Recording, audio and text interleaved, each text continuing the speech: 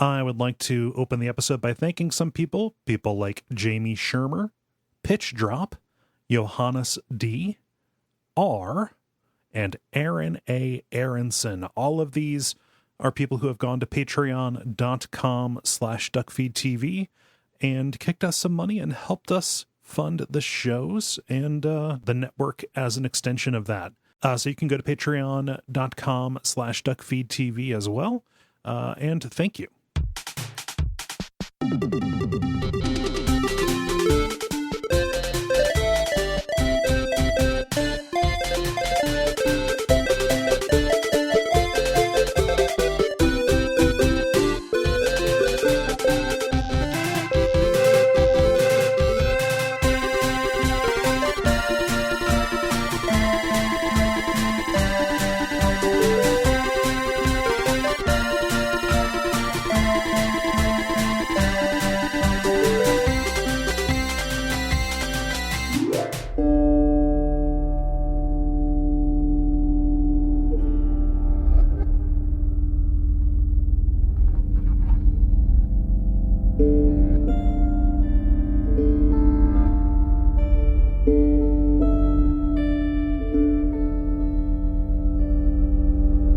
My name is Gary Butterfield. My name is Cole Ross. And you're listening to Watch Out for Fireballs. It is a Games Club podcast.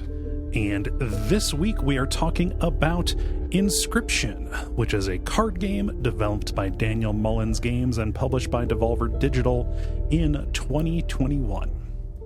Yeah, and this is a patron-produced episode, so thank you, Matt. Thank you, We appreciate you, Matt. Yeah.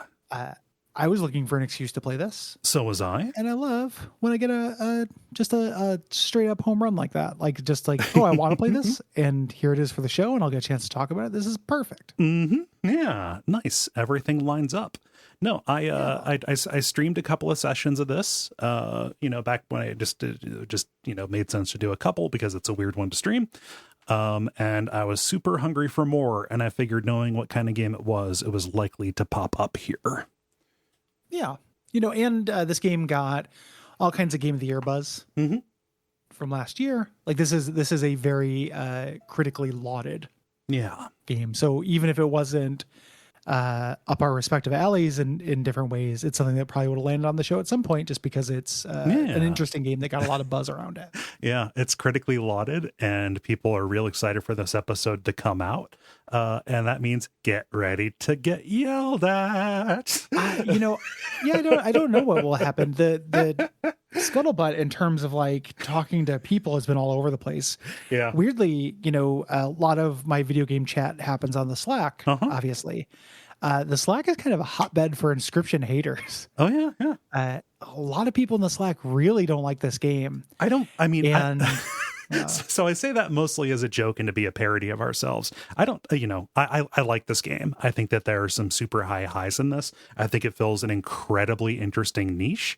It's just, it's real inconsistent, It's something where it's a rare game for me where everything about this should be like 1000% up my alley. And it ends up just being up my alley, So it ends up being, and it's also a game that falls in the category for me of games that get worse the more I think about them. Yes.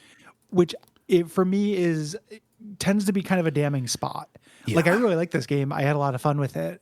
We're recording this. It's, a month after I beat it or so. Some of the shine has come off the apple a little bit the more I think about it. Yeah. And that's not a great space to be in. I still think this is really good and it's easy recommendation. Yeah. And, I like this a lot. Yeah. It just didn't, having played it, I was a little surprised by the Game of the Year kind of buzz around it. So I think that there are two marks against it. One that specifically applies to you, but another that I think applies to, to kind of to both of us. So the mark that applies specifically for you and a little bit for me is you're crazy into deck builders. Like, like that's hugely your deal. And, I found ones that I like, Monster Train rules and stuff like that. But this feels like a game that is kind of meant for somebody who, is kind of like making an intro into deck building kind of stuff. Like this particular Magic style game, the fact that it's not endless, the fact that it has a complete arc and it, is kind of like hand holding you through a bunch of like, here are some mechanics that can be used. If you've played another, you know, Slay the Spire or Monster Train or insert game here, I think that this might actually end up coming up short for you because you've seen a lot of this and it's not deep enough for what you want. Second, both of us have played Pony Island, and though Daniel Mullins is very good at this trick, the trick that is here, we've both seen and kind of knew what to expect going in. It's also the articulation on the Daniel Mullins trick that's in this, I think, is particularly powerful weak. Yeah. You know, we'll talk about it, but the ARG stuff that happens in this is some of the stupidest plot stuff in games that I've seen or experienced. Yeah, we'll get it. And you know, that lack of depth that it has in terms of being a deck builder is all fine because it's kind of a gestalt product, but that also can limit how, like, a depth of love I find. Like it's not just the deck builder, it's all of these presentational things and stuff that are genuinely really additive. Yes. But it doesn't, you know, it's like an, you know, fuck, marry, kill kind of thing. Like, this is a great thing to fuck and, like, not such a good thing to marry. I don't want to kill it. Yeah, I don't want to kill it. You know, even though that's part of the theme. Like, it's like a beautiful little one night stand of a game that, you know, holds on for a little while and kind of ends up by function of trying to do a lot of different things, doesn't do any of them excellently, which isn't the same thing as not doing them, you know, not being worth doing. Yeah. You know, like I like things that are good, you know, without being great or being the best. I think that there's so much room in this world for good. Yeah. And this is good. Yeah. You know, we're going to spoil all that. Oh my God. Yeah. That we talked about. And I genuinely think that, like, probably less so than a Pony Island, but still to a degree, you don't want to know that stuff when you play. Yeah. So the beginning, we're going to talk about mechanics, and that's pretty safe, but I don't want to, you know, have to hold my tongue too much about stuff that gets revealed. So just consider this to be a spoiler warning. Yeah. And I want this to be a thing where, you know, in terms of just recommendations, like, I do think this is 100% worth playing. You should play this video game. Yeah. It is a good video game. We're going to have some faint praise that we're going to give it for some things.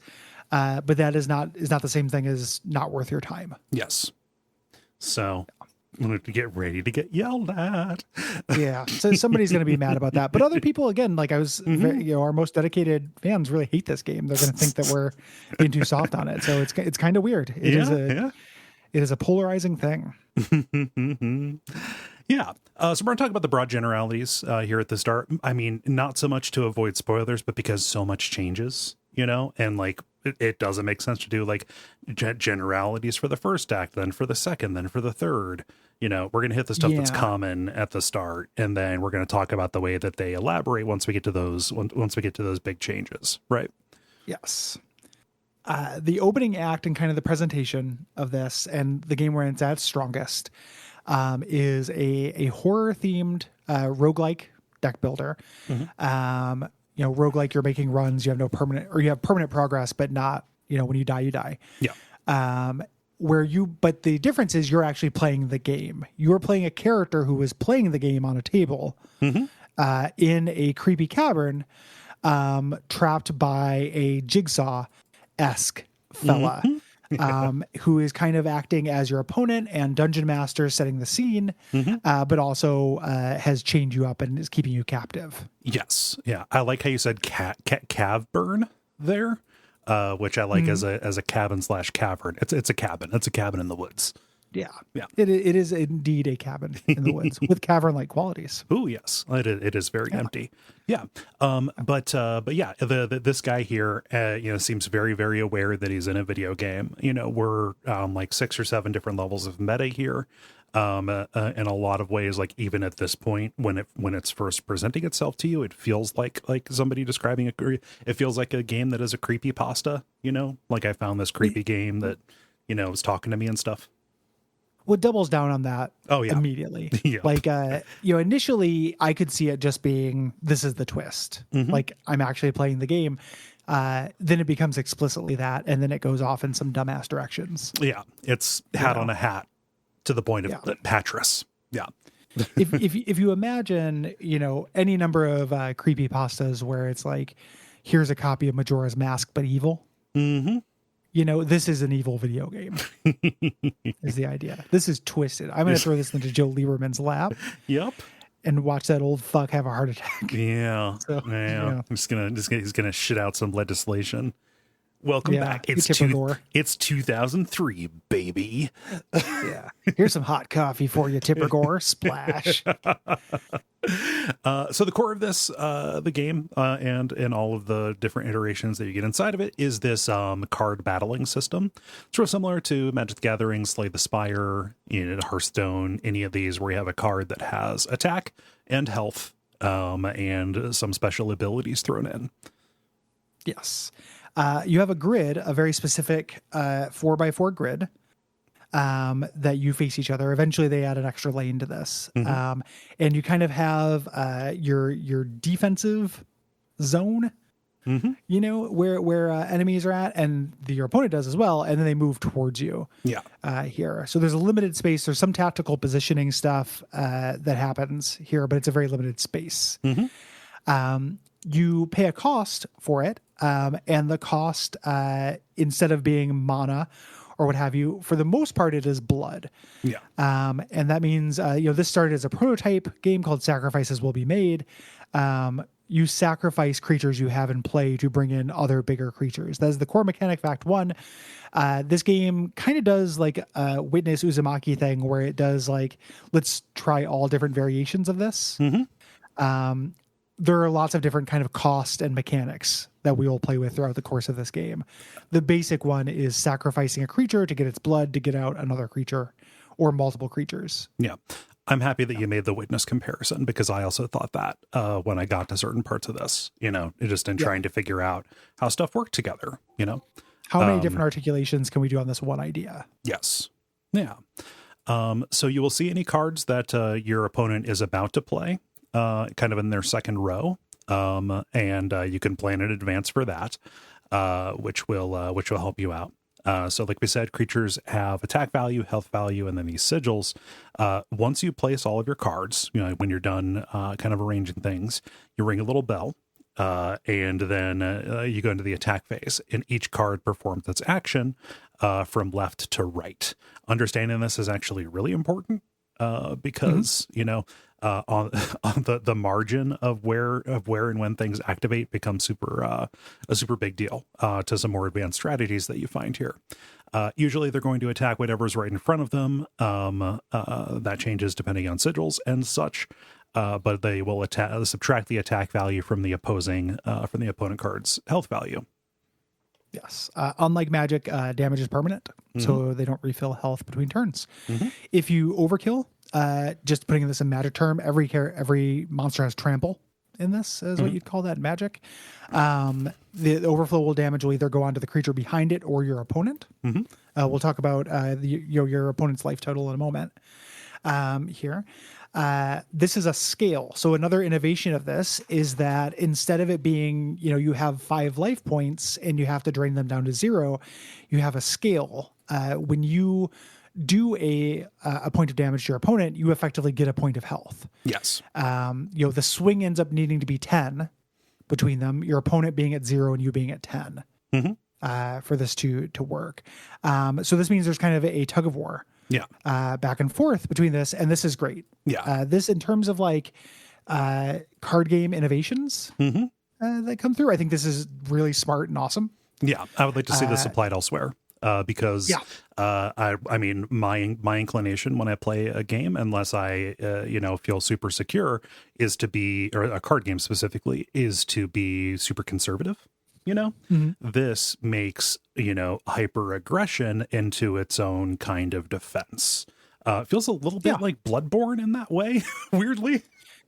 Yeah, there's a little bit of that to it. It also, you end up doing, you might do a sacrifice play, like it's not optimal to bring out this creature now, but this creature can attack for 3, and then they can only hit me for 2. So if I do this, I get to live another round. Yeah. It really changes and broadens the strategy. This is really good as a system. There's also a thing, you overkill. The way that you get currency in this is by overkilling your opponent. So there are times where it might be to your advantage to stall a match, to really, really slam your opponent down to get more resources, which then plays into the broader run, outside of that battle. All this stuff works together pretty well. Yes. That is very neat. And so much so we'll talk about the mod and everything, but that is largely present here in this first act, and it's a pretty complete game. Yeah.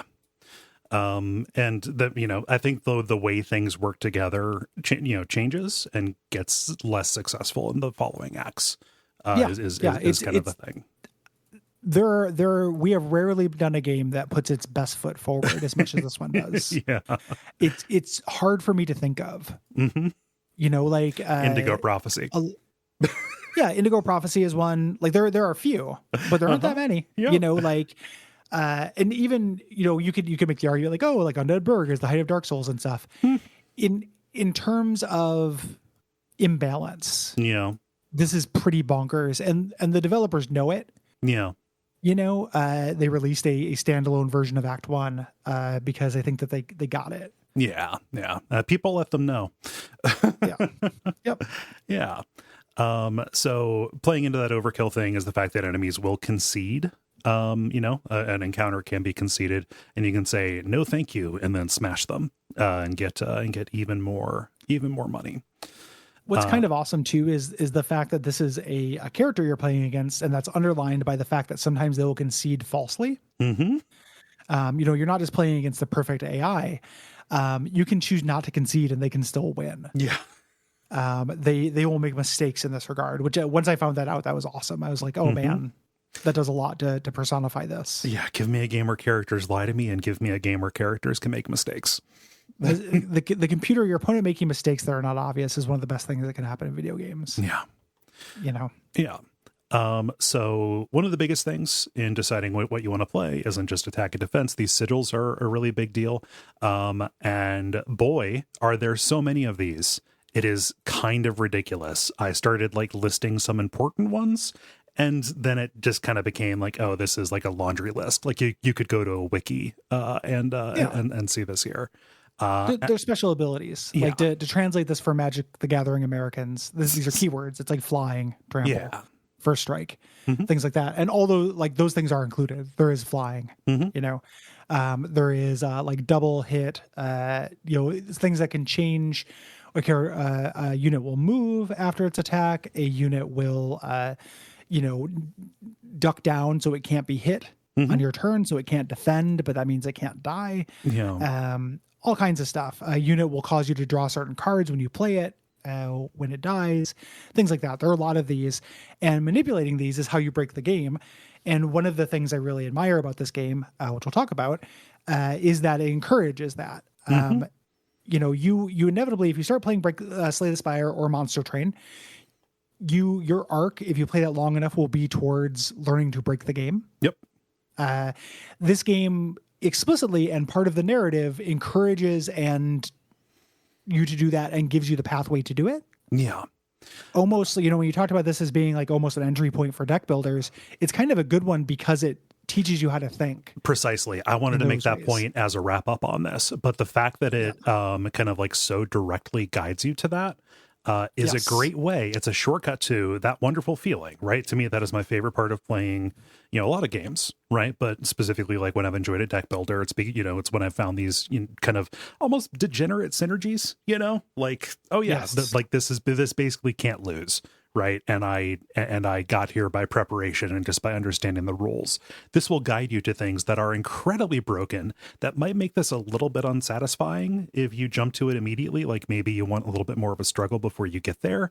But as a way for somebody who might be intimidated by an endless roguelike deck builder, this is fantastic because it is a shortcut saying, here, this is I'm going to lead you to this amazing feeling. I'm going to make you feel it. And you can decide if that's something that you want to seek out. And now you know kind of what to look for mechanically and other stuff.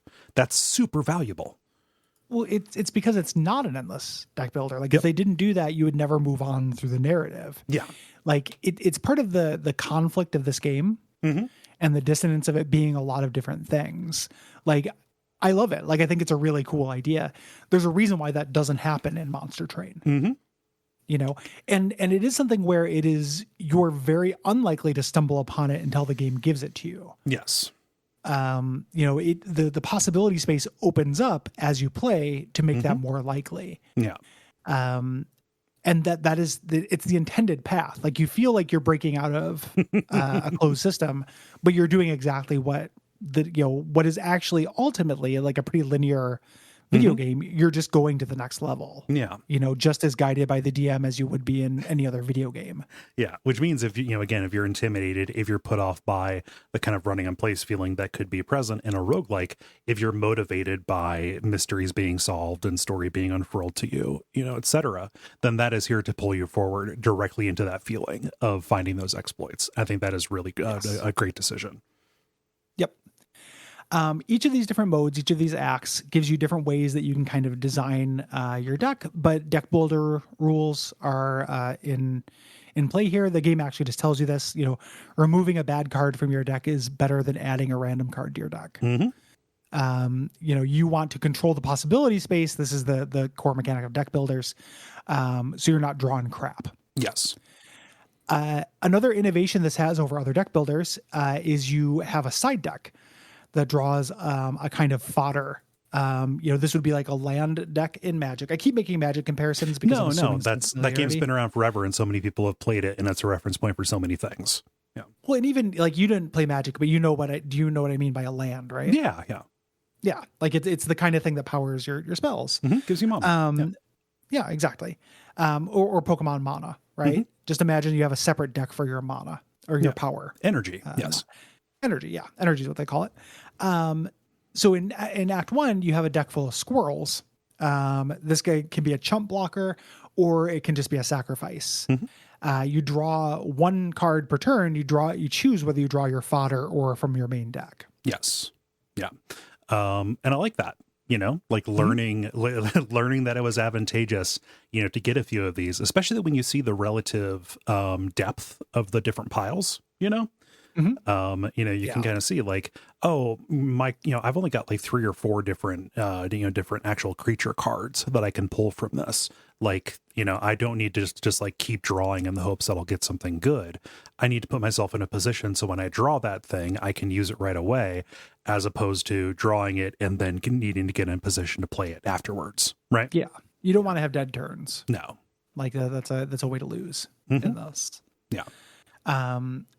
You also have another kind of innovation and leg up that you get in this are Mario Kart-esque power-ups and consumables. Yeah.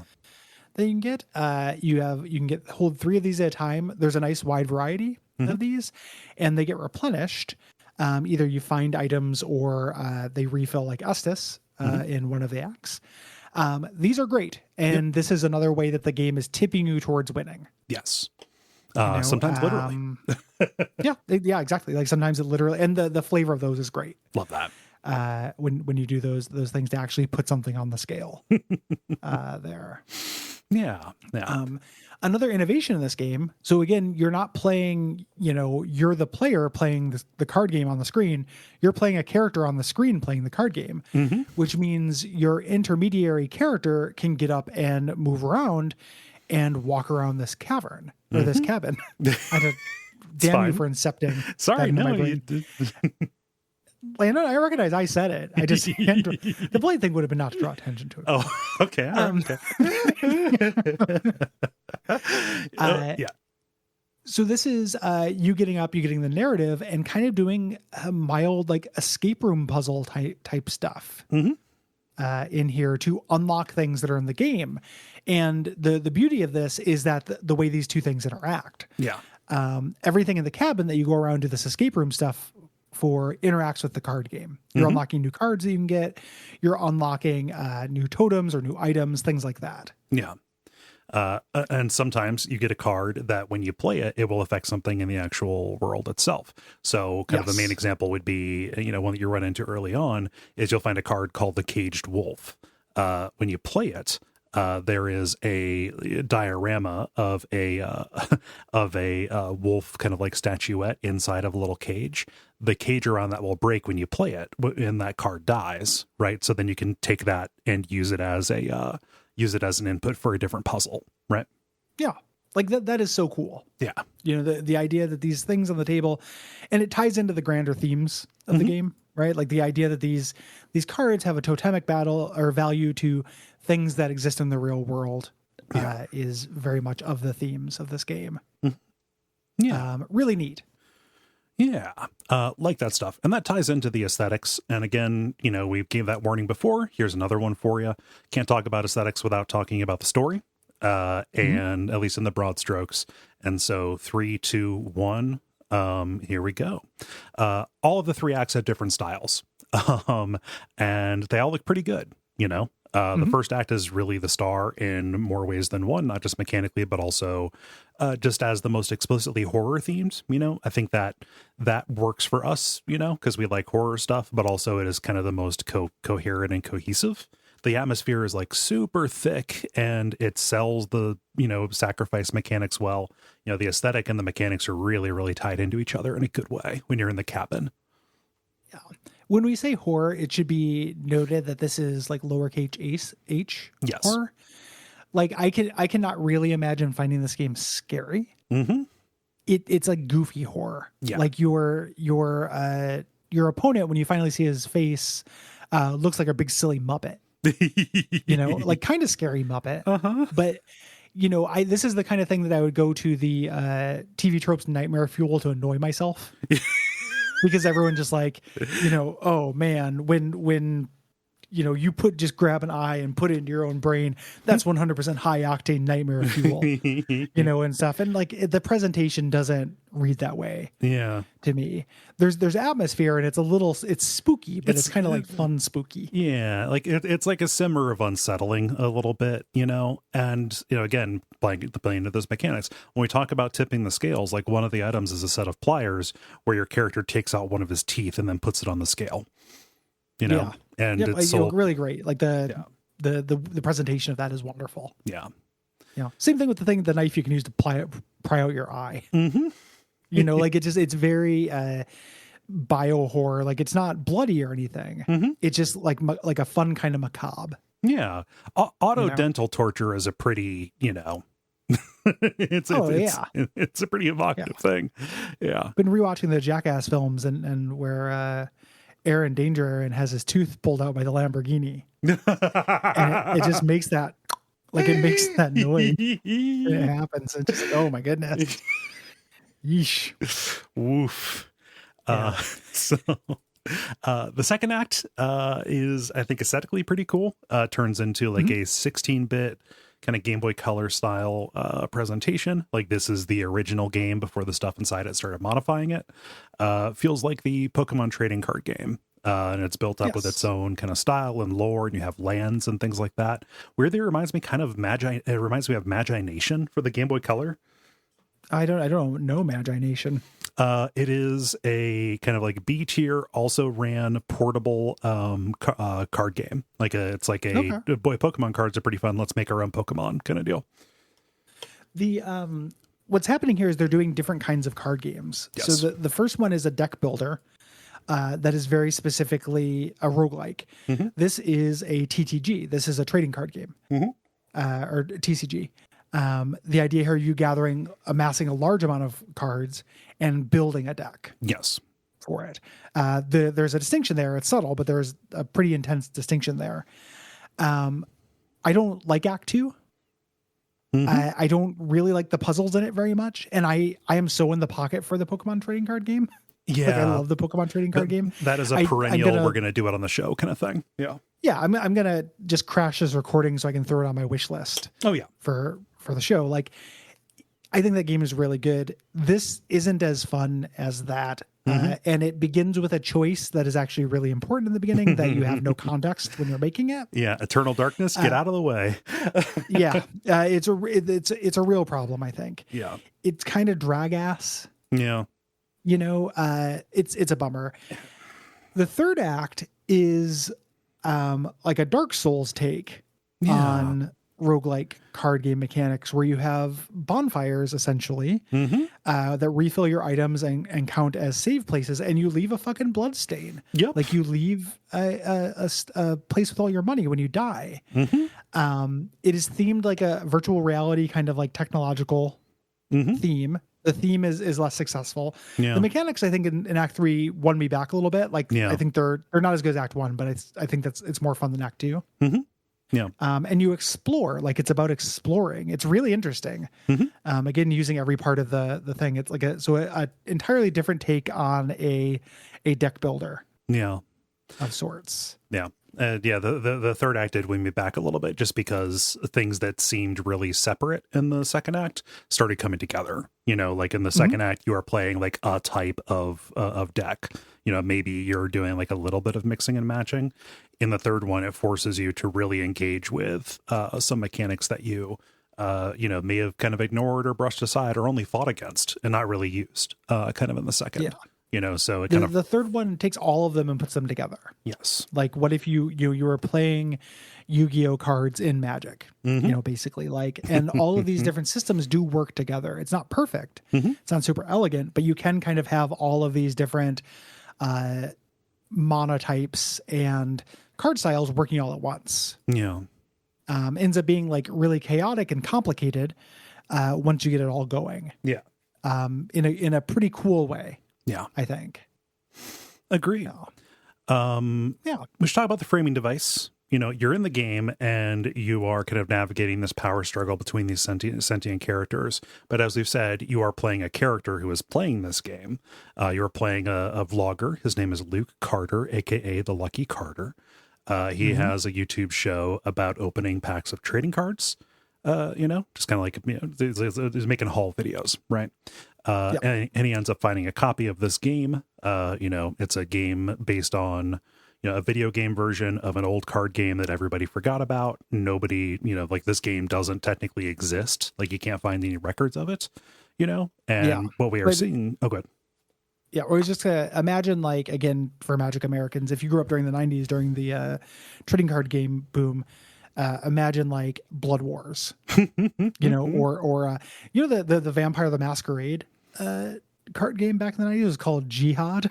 Oh God, no. That's sensitive, right? Nice and warm and sensitive. Like, just really ridiculous. But it also ran from that zone.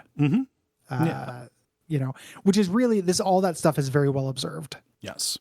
But this is FMV, like the actual game, footage. The idea is like how we are like looking at a recording of him, of him playing this game. Sometimes you'll like hear the character like interject, something like, oh, what the fuck? Or, whatever. But then there's like FMV, like you're looking through the files on his camcorder. And it's him documenting it, kind of finding this game and then also trying to like figure out what's up with it. These start out like pretty fun, like it's a fun send up of vlogging kind of stuff. It falls apart for me when it becomes a conspiracy. And then some of the stuff that I've learned about the ARG is just real facepalm kind of stuff. We're going to dine on the ARG. Like when you start talking about, that's, Last Express level nonsense. These were a bummer to me, even though initially I really liked them. And they're twin bummers to me. Bummer the first is there are ones that have obvious clues and stuff in them. Like there'll be like a little freeze frame. So I would go through and I would like freeze frame it and then write down this clue. Thinking it would be either necessary to progress in the game or at least would unlock something cool in the game. In fact, these unlock backstory that is related to the ARG. I'm two minds of that. Like, I respect that they're not making me engage with that stuff. Like, somebody in the Slack, I can't remember who, but like, it's very funny to me when they were complaining about meta games, like, oh, I'm going to make you edit an INI file. That to me is kind of obnoxious. Like, I'm a little bit over that trick. This game doesn't do that. It takes all of that stuff and puts it in the ARG and the backstory. So I respect that it doesn't make me do that, but it's still going to make me feel a little like a waste of my time hunting that stuff down. The other thing is this initially gave me Marble Hornets vibes. I understand that hasn't aged super well. Like, we're recording this in 2022.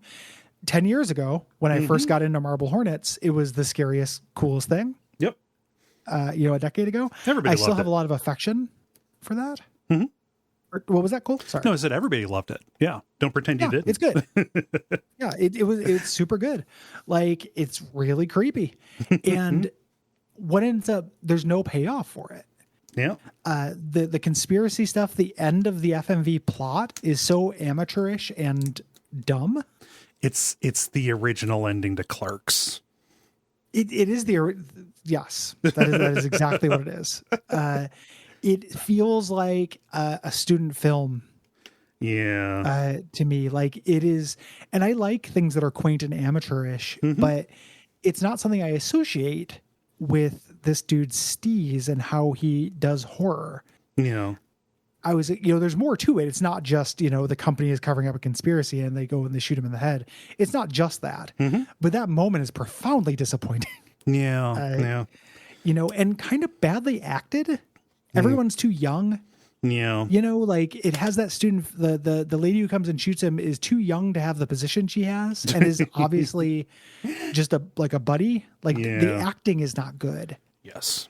It just reads as really disappointing, and the supernatural stuff, like all the static, all these things that I've been trained to be scared of because of Marble Hornets, just doesn't come home to roost. Yeah.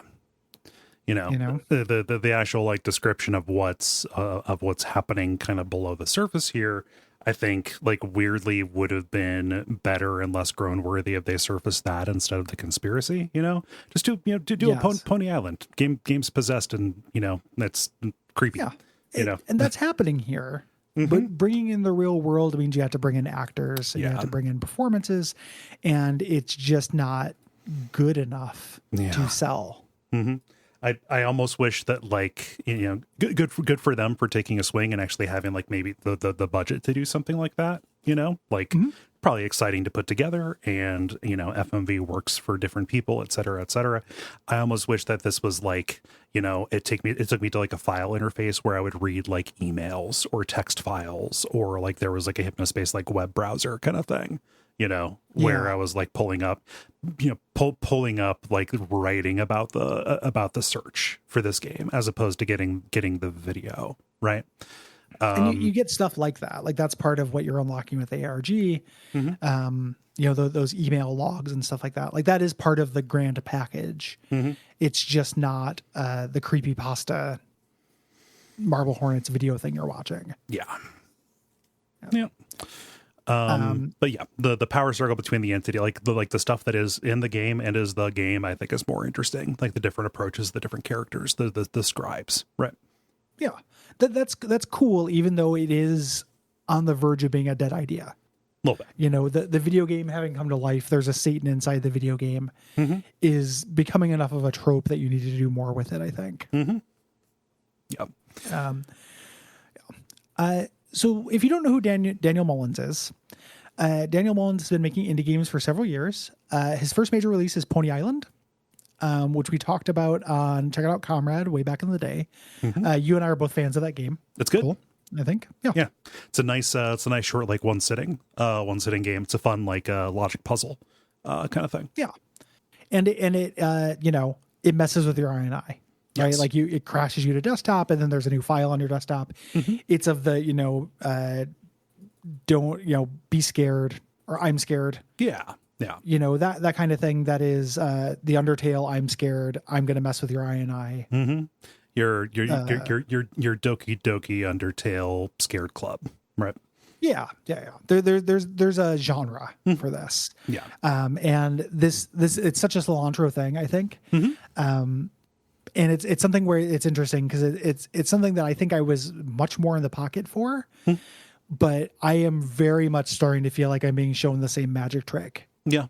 Over and over. Like I was never going to be in the pocket for Doki Doki Literature Club because you play for 2 hours of a straight up romance visual novel before it gets crazy. Yeah. But so I spoiled myself on it. I have no shame. And I was like, oh, this would just annoy me. Like, this is not impressive to me anymore because I have seen this. Yeah. It talking to the player, it doing all these things that are like stunts are cool. I just don't have an unlimited appetite for them. Yeah. No. I need to be surprised for this to work. Yeah. It needs to be, there needs to be something else, kind of on top of it, which is the thing. I'm real curious about Mullins' follow-up to Pony Island called The Hex. I know Jim Stormdancer has played and likes that. I'm curious just because that also is like an exploration of a whole bunch of different genres and gets meta in its own way and weirdly is connected to this. There's a whole universe. Like these are all part of the same mythos. Yes. I too have not played the Hex. I didn't even know the Hex was a thing. Mm-hmm. Like it was a marketing, discoverability failure. Yeah. Because I would have been interested in a follow-up yes. from the Pony Island guy. I just didn't know it existed. Mm-hmm. So. Yeah. As you said before, Inscryption began life as a jam game for Ludum Dare in 2018. Sacrifices must be made. Pretty much the first act of the game was kind of all present here, which he decided to make after getting into Magic the Gathering again. Yeah. Yeah. Which, like, as somebody who's recently gotten into Magic the Gathering again, been playing Magic with Brayton and Riff. Ooh, neat. Been real fun. Good ass game. One of the best games of all time. Yep. It is an incredible incredible game that has a million reasons not to get into it, but it is really high quality. So we got back into Magic, also a fan of the Pokemon trading card game, Dark Souls, which sees influence in Act 3, and then meta games. So your Frog Fractions and Doki Doki Literature Club, which we mentioned. Mm-hmm. Yeah. When this came out, there was some outcry that the entire game wasn't like Act 1. That's what everyone saw. That's what the demo is. That's what Sacrifices Must Be Made was. Mm-hmm. And it's the consensus is the strongest part of the game. There are people who disagree with that, but most people I talk to think Act 1 is the strongest part. To address this, they put out something called Casey's Mod, which is a roguelike version of Act 1. I have put as much time into Casey's Mod as the main game. I played a bunch of runs of Casey's Mod. It's real good. They make really smart adjustments to make it more challenging and work in that kind of capacity. And it is rife for expansion. Yeah. If he were to make different biomes and bosses and a lot more cards and stuff, like you could straight up just sell that as its own product and it would be really good. Yeah. And when you beat it, you get story content. You get like the old emails and stuff from this character Casey. It's called Casey's Mod for a reason. Casey being somebody who worked at the company, made the in-universe Inscryption. You get lore snippets for playing it. Yeah, I'm really curious about it. I wanted to try it, but then, time got away from me. I just beat this one yesterday because I'm doing assignment play in a weird order because of a big game coming out. Yeah. Yeah. That shall remain nameless. Yeah. That's right. We're in Factory 5. Man. Yeah. So I'm curious about that. I didn't uninstall Inscryption when I was done with it because I want to give that a shot. Just seems good. Sounds good it's to real me. Cool. Yeah. And then the story has kind of continued online through Daniel Mullins' website and Discord. There's like a whole ARG where people are doing puzzle solving to get more story. It seems to be pointing towards whatever's coming next. Hitler's involved. It's its own thing. It's the evil computer Satan has information on World War II spooky supernatural Reich stuff, and I knew I wasn't going to figure that stuff out myself. Like I will literally never see like a hexadecimal string and then translate it for a video game. I just like I'm never going to learn a language in a video game. They're just things I don't have any interest in. Yeah. Because there are people online who will do that for me, and I went online and read everything that they had found out, and it was like a drop my phone moment of just like repulsion. Yeah. It was just like, this sucks so bad. This is so stupid. My eyes rolled out of my head and under the dresser, and they're still down there, and it's really inconvenient. I can't find them because my eyes are out of my head. It's ridiculous. And it doesn't mean that there can't be something cool in that. And like, I'm not even like supernatural Third Reich stuff. Hey, I'm human. Get in front of the History Channel on a Thanksgiving day. let me read about those dipshits of the Tula Society. Yeah, I think that's all like pretty interesting. Yeah, but when you tie it into a magical evil card game that came out in the 90s that has become sentient, it just becomes too much for me. It like bypasses my cool filters. Yeah, like the fuse has been blown. It is no longer cool. It is just the stupidest thing I've ever heard of. Unfortunate, quite unfortunate. But if you're just playing the game, you're not going to see that though. You don't have to care about it. You just read, and again, I have two minds about it. Like I admire that it's siloed, right? Like when it comes to those kind of little freeze frame hexadecimal things you have to put in, it just does the ARG. It doesn't really affect the game. And I like that because I don't want to have to do that to play the game and to get that story. At the same time, it just ends up feeling like it was not worth it. Yeah. To me, the little tricks it does that are within the game, like it pulling up a file. Yeah. Or when it starts asking you to search your computer for files that's going to turn into things. That was enough for me. Yeah. It's not that impressive, but it's cute and that's fine. And it feels transgressive and it's there for a moment and then it's gone. Yeah. Yeah. And then you play the video game some more. Yeah. I recognize I am not somebody as driven by out of video game mysteries as some people are, but yeah. Different people, different appetites.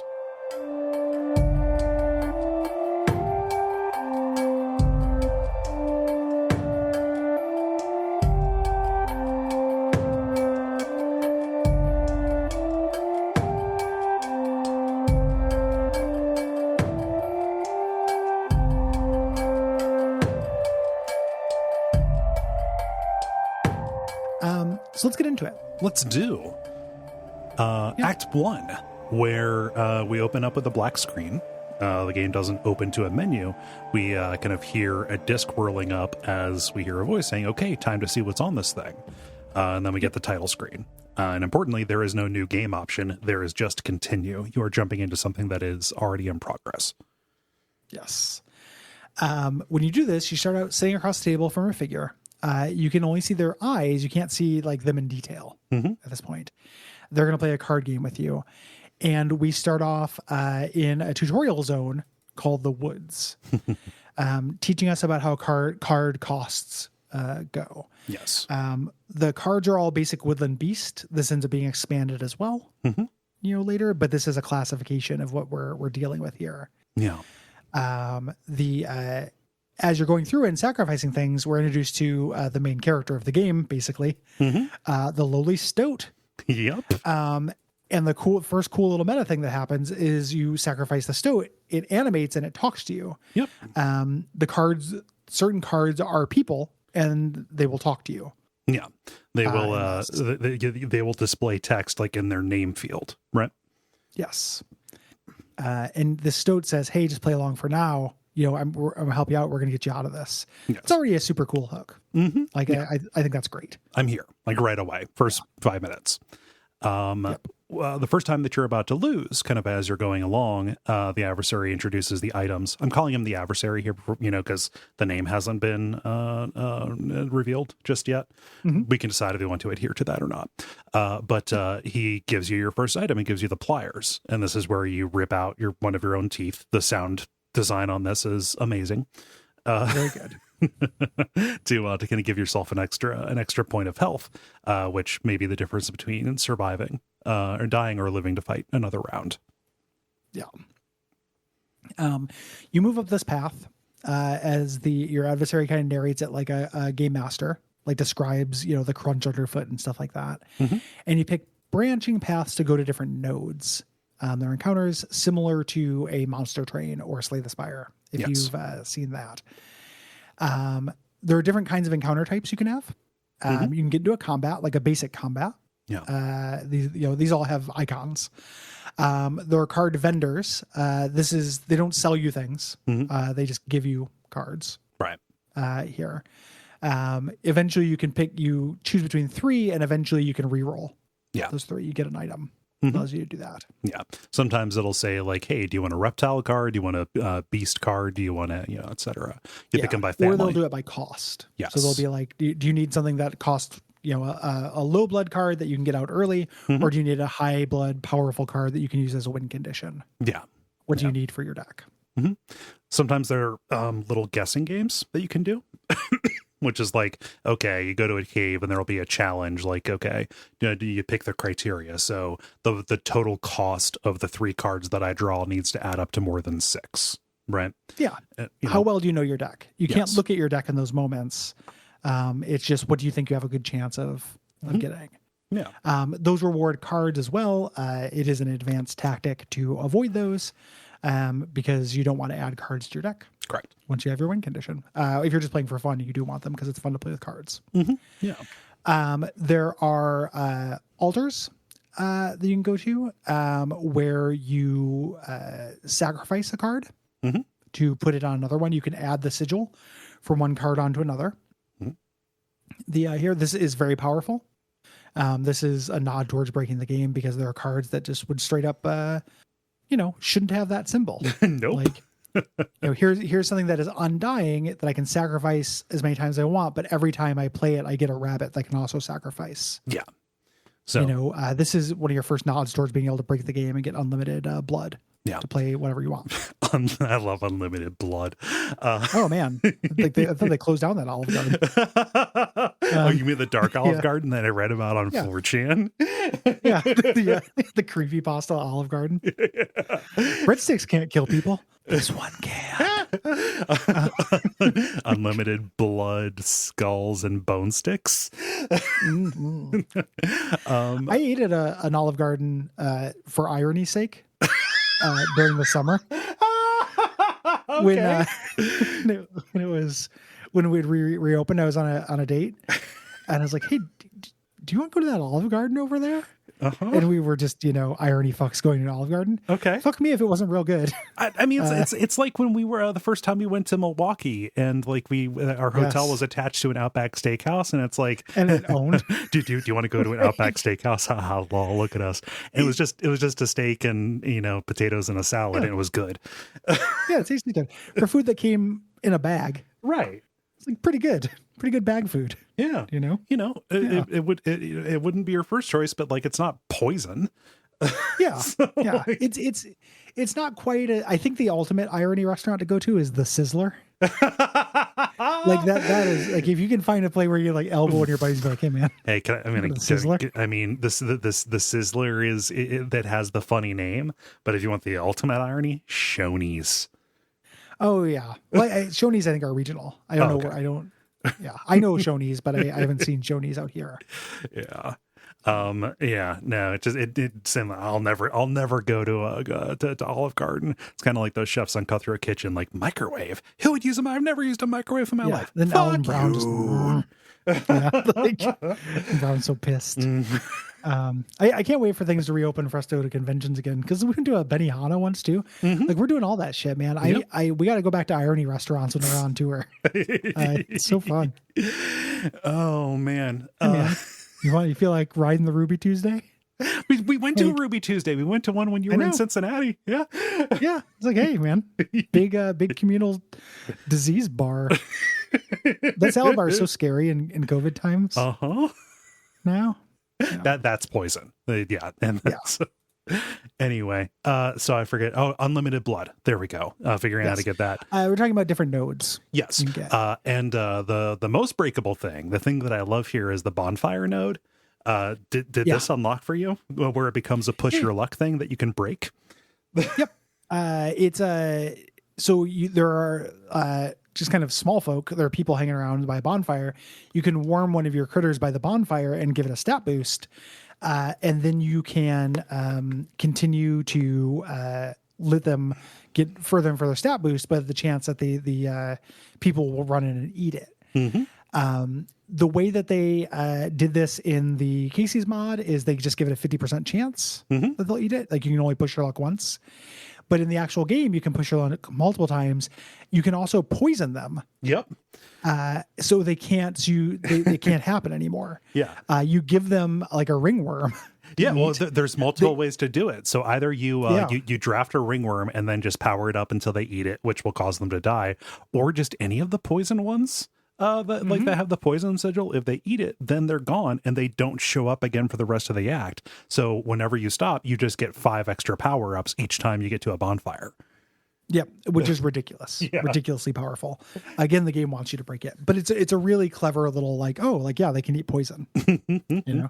Really, really neat. Yeah, good stuff. There are a couple other ones too they get introduced a little bit later. There are mycologists, who will smash 2 copies of an individual card together. There are fur trappers and salesmen, so there are people who will sell you furs.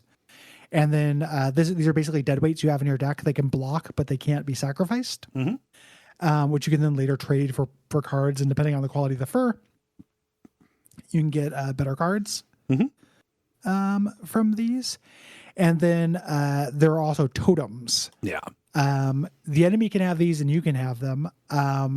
Basically, the way that these work is you choose a special quality, which is a sigil, and then a classification of beast that will have that sigil. Yes. Another 101 way of breaking the game to break out of this act is to give your squirrels basically anything. Yep. They remove this from Casey's mod, but making your squirrels invincible means you can sacrifice them over and over, which means unlimited blood salad and breadsticks. Bone sticks, please. Yeah. So this is good. Just like you get the squirrel head for the totems just by solving one of the meta puzzles. It's like this little sliding puzzle thing over there, but that is just an incredibly powerful thing that you can do. And you might not think it initially, if you're unfamiliar with, how powerful it can be just to have something with a particular ability whenever you want, you can just draw it. It's a big deal. There are also nodes where your adversary will have a totem in play. Yes. And there's no special advantage to taking these. They're just harder. Yeah. Oftentimes there's like a bigger reward behind those. Like there will be something on the path that you couldn't get to unless you went through that. Sometimes I found that felt like that was pretty laid out randomly. Like sometimes there would just be something behind it that was not very maybe I was just seeing a pattern where there was one. Yeah. So when he introduces totems, when your opponent introduces those, the Stoat asks like, hey, can't you see he's completely insane? He's just ignoring the rules to draw this out. He just wants to make us suffer, which isn't technically true. Yeah. Yeah. But it does feel like him having those totems is cheating. Yeah. And then you end up cheating to win.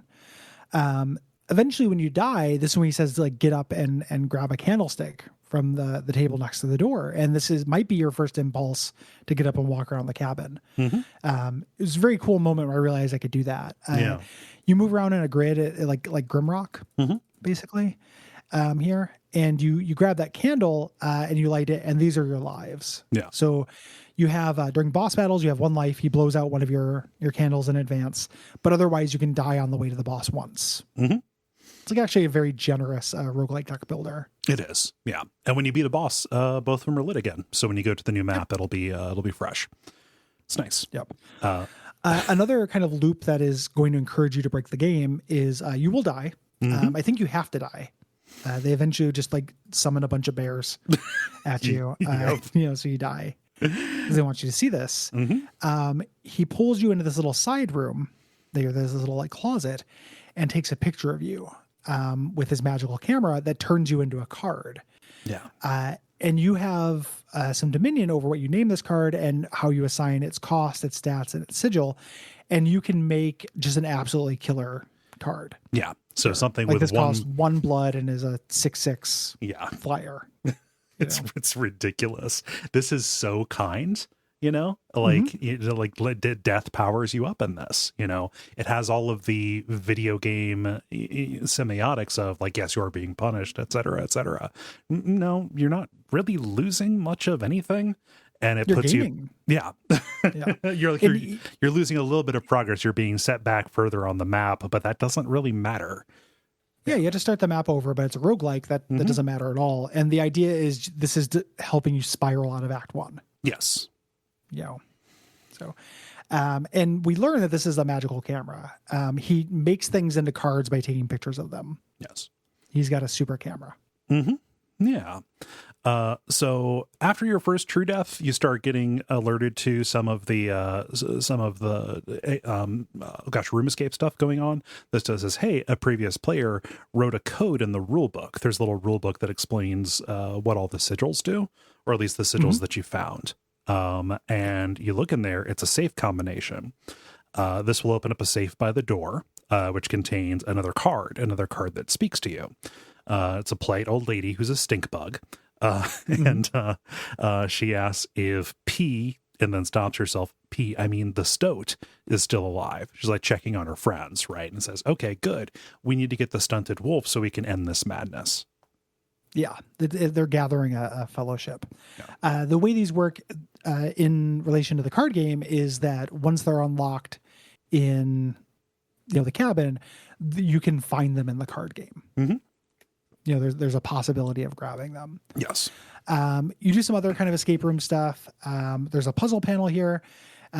You solve these puzzles based around these kind of sigils in order to get access to the skink, ants, the caged wolf, and the squirrel totem. These are all things that allow these breaks, right? Yeah. Ant cards, when you play them, you add an ant card to your hand. The squirrel totem we mentioned, you can make your squirrels live forever. Yeah. The skink moves after its turn and leaves a tail behind it, which is like a little space filler kind of deal. You can sacrifice the tail for blood as well. Yes. Yeah. So. And then the cage wolf, like we said, it gets rid of the cage around the wolf figurine, which will unlock. You can use another mechanism to unlock a knife. It's a special knife being held by a squirrel over there. We'll talk about this later. It comes into more play in the second kind of act, in the second chapter here, not the second act. Yeah. So you're also checking out these other secrets. In the cavern, there's a clover painting, which allows you to re-roll your rewards. You can blow out these candles, which will make the bosses give you a puff of smoke when you start a boss fight, which is a good card, a chump blocker, and you can sacrifice it. You can also get some free money to spend on pelts from shaking the skull that's nearby. It's got little gold teeth in it. But yeah, this will give you more than you need to get through to the first boss. I love the way the bosses are handled in this.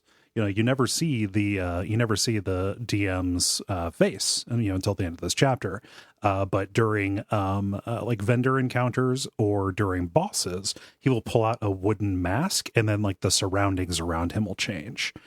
This first boss, he puts on a prospector mask and puts on the gold kind of voice. Like scary prospectors. Yeah, like those, like exist in their onesies. or their like pajama with the butt flap. Oh yeah.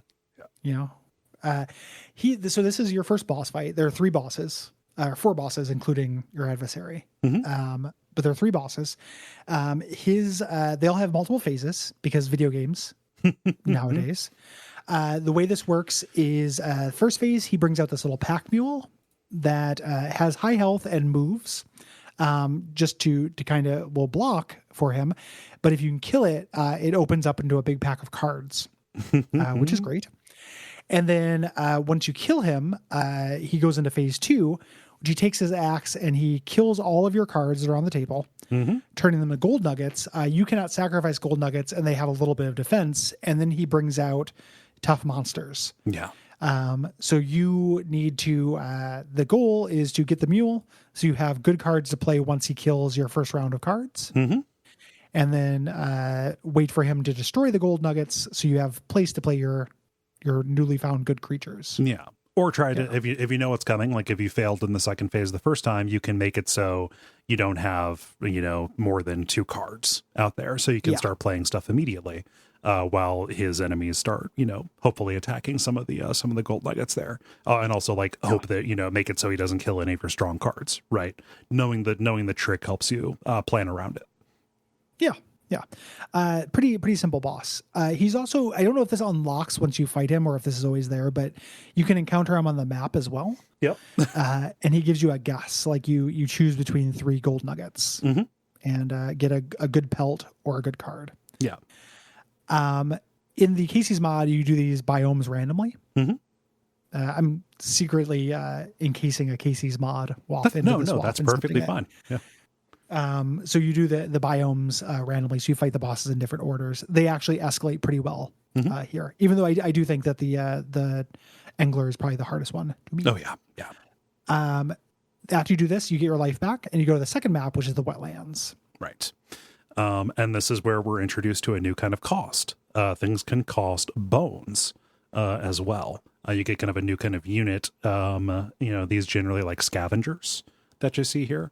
These will ultimately enact to kind of be converted over and turned into like stuff that has bone costs will explicitly be undead, right? You get bone tokens whenever any one of your creatures dies, either by combat or by sacrifice. Which means that, bone creatures can be deployed more quickly. You don't have to intentionally sacrifice it to power something else here. However, the most powerful ones do end up costing a lot of bones, meaning you've got to churn through, possibly a very limited supply of creatures in order to get the ability to fire off something truly breaking. Yeah. These are great. You want to have a bone creature in your deck just so you have something to play that doesn't take a sacrifice, and you're going to be sacrificing and gaining bones regardless. Yes. Might as well use them. So these are very cool. Yeah. The wetlands are really frustrating because they really start throwing the underwater creatures at you. The ones that can go under means they really can't be killed, except under certain circumstances. And boy, those kingfishers. I hate those goddamn things so much. They fly and go underwater, which means that they'll fly past your defenders to hit you, and then during your turn, they duck underwater. You can hit your opponent, but you can't kill them. Yeah. They can be a real problem. Yeah. There. This knife, when we unlocked the knife from walking around the cabin, it is an item we can use. I love that they don't tell you what it does. You just have it.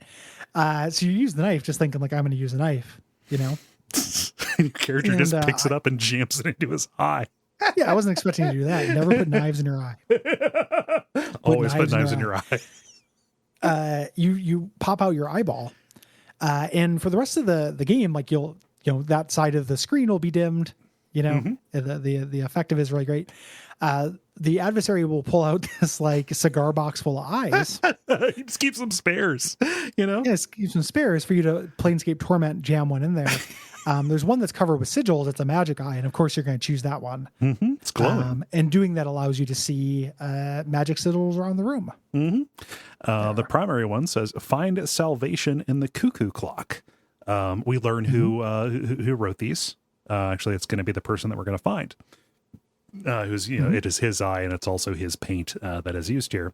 When you go and look at the cuckoo clock, you will see that there are painted notches around the face, and when you line up the hands to match them, a compartment opens. Inside is our final talking card, the stunted wolf, who notably only has one eye. And there's also a roll of film. He says, "Hey, don't turn around, don't look at him. Take me in, take the roll of film. He can't see that you have it." Yeah. Yep. The Stoat at this point gets a new appearance. He looks like robotic, and his card is a little bit robotic, as foreshadowing. And he says he's trapped in the body of a Stoat that's on the paper of a card. Yeah. Like multiple ways. The wolf says like, hey, there's a way for you to reset everything.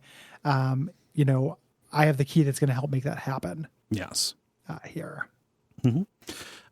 Sometime around here, when you go to fill up on items, just when you get to one of those nodes, you'll get a bottle full of green goo. There are eyes in it. The adversary says, "Hey, when you go to pick it, that doesn't do anything. It's useless. Don't take that." He's kind of right. But when you use it, he'll pick it up and move it over by the door. There's a dude inside of it. It's the like a failed experiment kind of guy. He's in tremendous. I think his name is Goober. Goober, yeah, there we go. He's goo, yeah. He's in tremendous pain, which I would be too if I was in a jar. And when he sees that you have the magic eye, he recognizes that, oh, it's the master's eye. Can the great Magnificus see me? We're getting all this foreshadowing. We're learning some names here. Yeah. In Casey's mod, they make him a node. He attempts to paint a copy of a card for you and does it imperfectly. You can copy any of your cards, but he ends up messing something up. Yay. It's a good power up. So he says, hey, you have that film roll. You can use that on the adversary's camera if you can beat him. You get to the end of the wetlands, and we fight the second boss here, the Angler, who is this big, creepy, obsessed with fish fella here.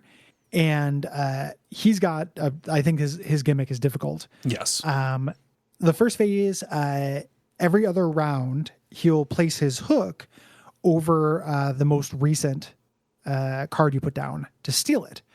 The trick here is that you need to put down something low value, like a squirrel or what have you. But the economy of such of this game is that a lot of times you're not playing multiple cards per round. Right. Especially, and you want to be, right? Yeah. Like, but you can end up in situations like when I lost against this guy, it was because I was only playing one thing per round. You need to be able to play two things per round so he can grab a decoy. Yeah. He doesn't just, take it off the board. He will take it and pull it over to his side. Yeah. He steals it. Yeah. And so it starts fighting you, which, if he ends up with your kill shot, with your win strategy, well, that's no good for you. Yeah. In the second phase, he lays out a row of chum buckets. If you destroy a chum bucket, a great white is summoned in that position, which is very tough. So you either want to avoid the chum buckets or just do one and then kill the great white and just come in through that thing. And he'll deploy more chum buckets as you go. Yeah. So pretty difficult boss, I think. What you don't want to do is accidentally kill all of the chum buckets at once and then get bodied. And just immediately die. Yeah. The great whites are like 4/2 swimmers. Yeah. Really, really rough. And you can get through them. There's one of the disposable items you have, consumables, is scissors. You can just cut a card in half. There can also, there's one that like an hourglass that makes your opponent skip his turn. Yeah. Like, there are powerful ways around this, but you just kind of have to make sure you have them. It's real limited. There. Yeah. Yep. But you take him out, and this will take you to the third biome, at least in the fixed version of the game, which is the snow line.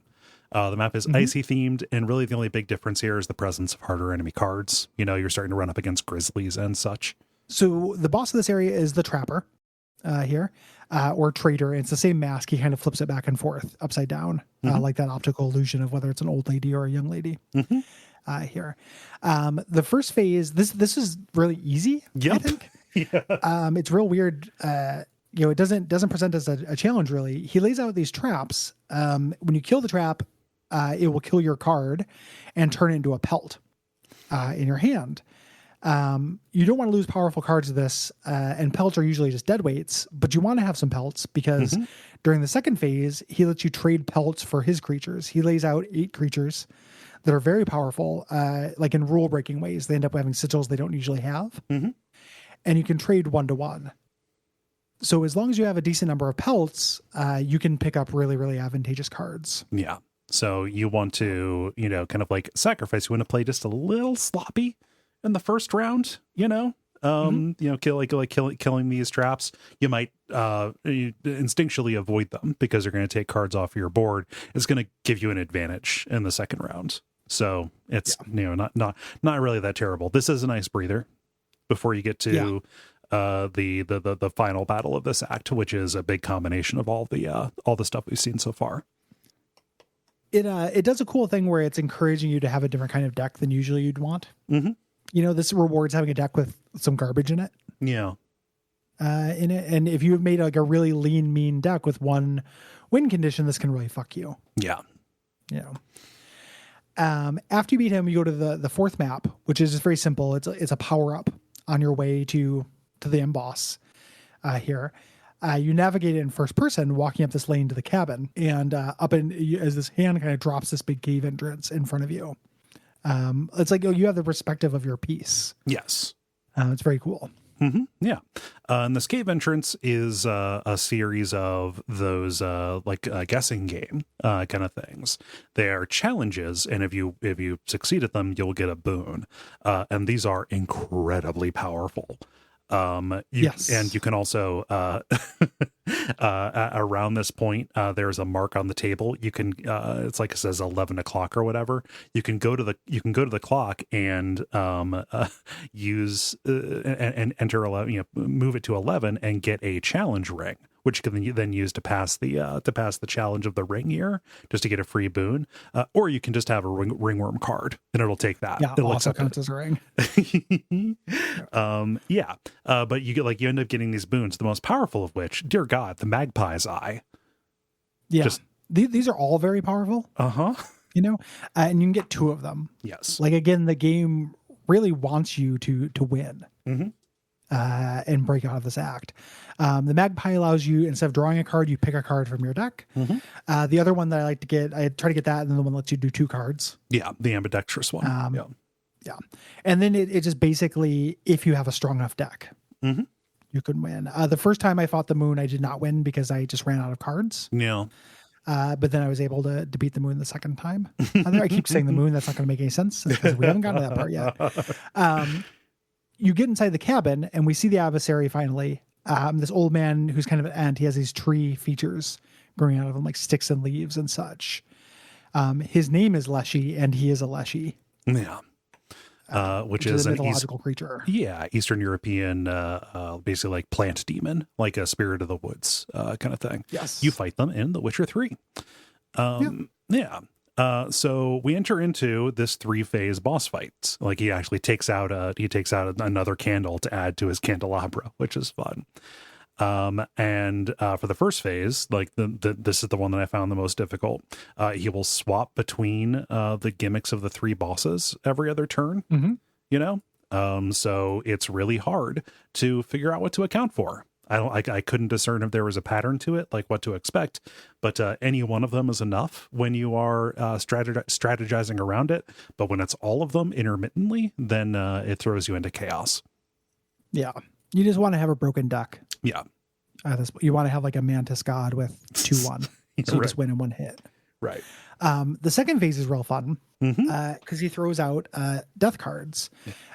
Your old death cards that you've made. I think this also I know this also includes death cards of people on your Steam list. Mm-hmm.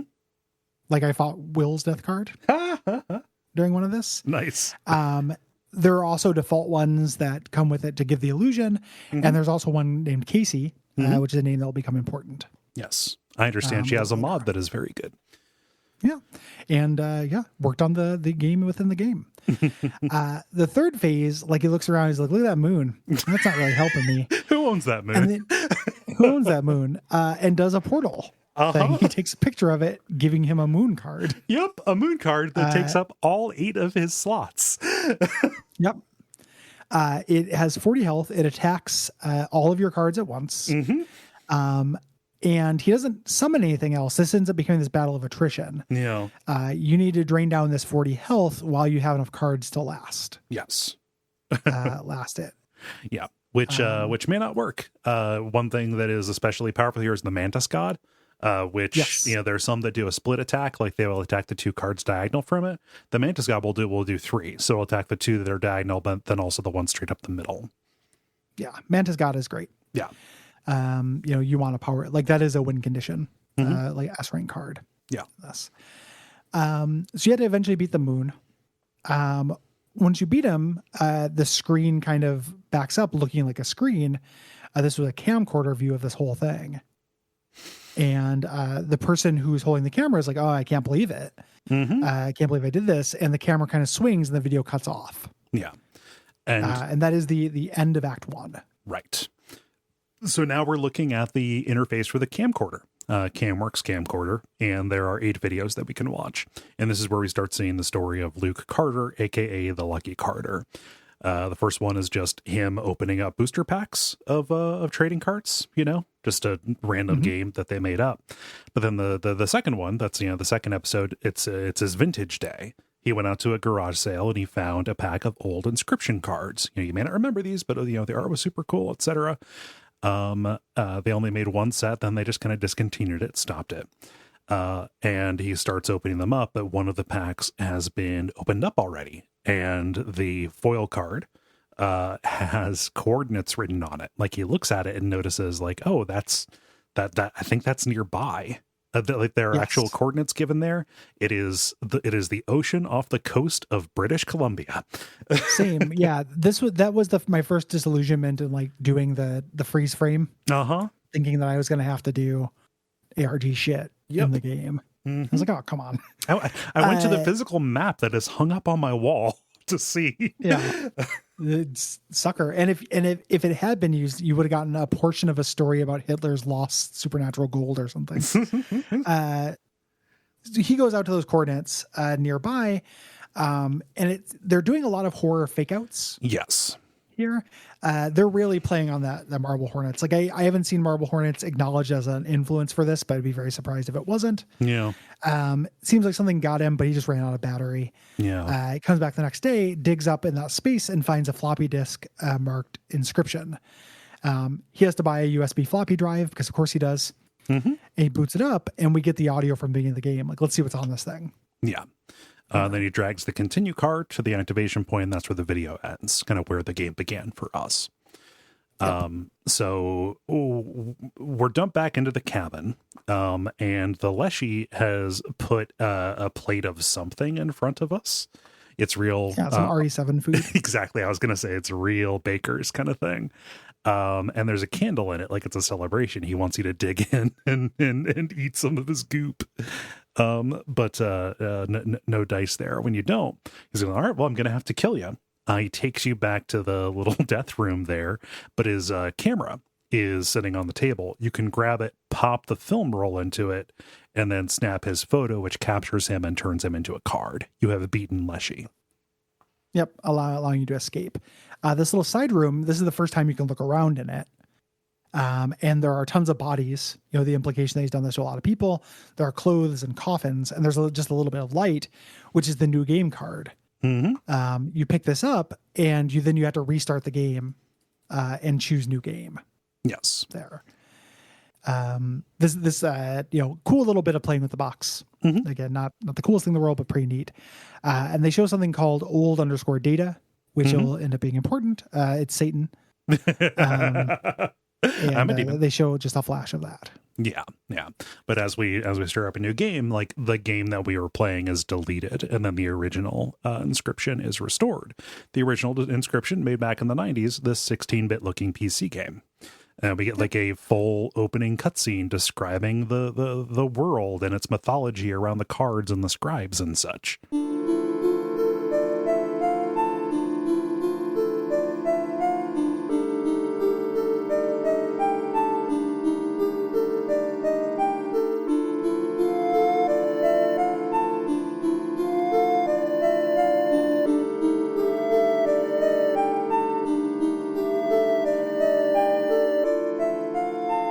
I laughed at this so much. The world and no cards. Didn't know about cards until the scribes showed up. The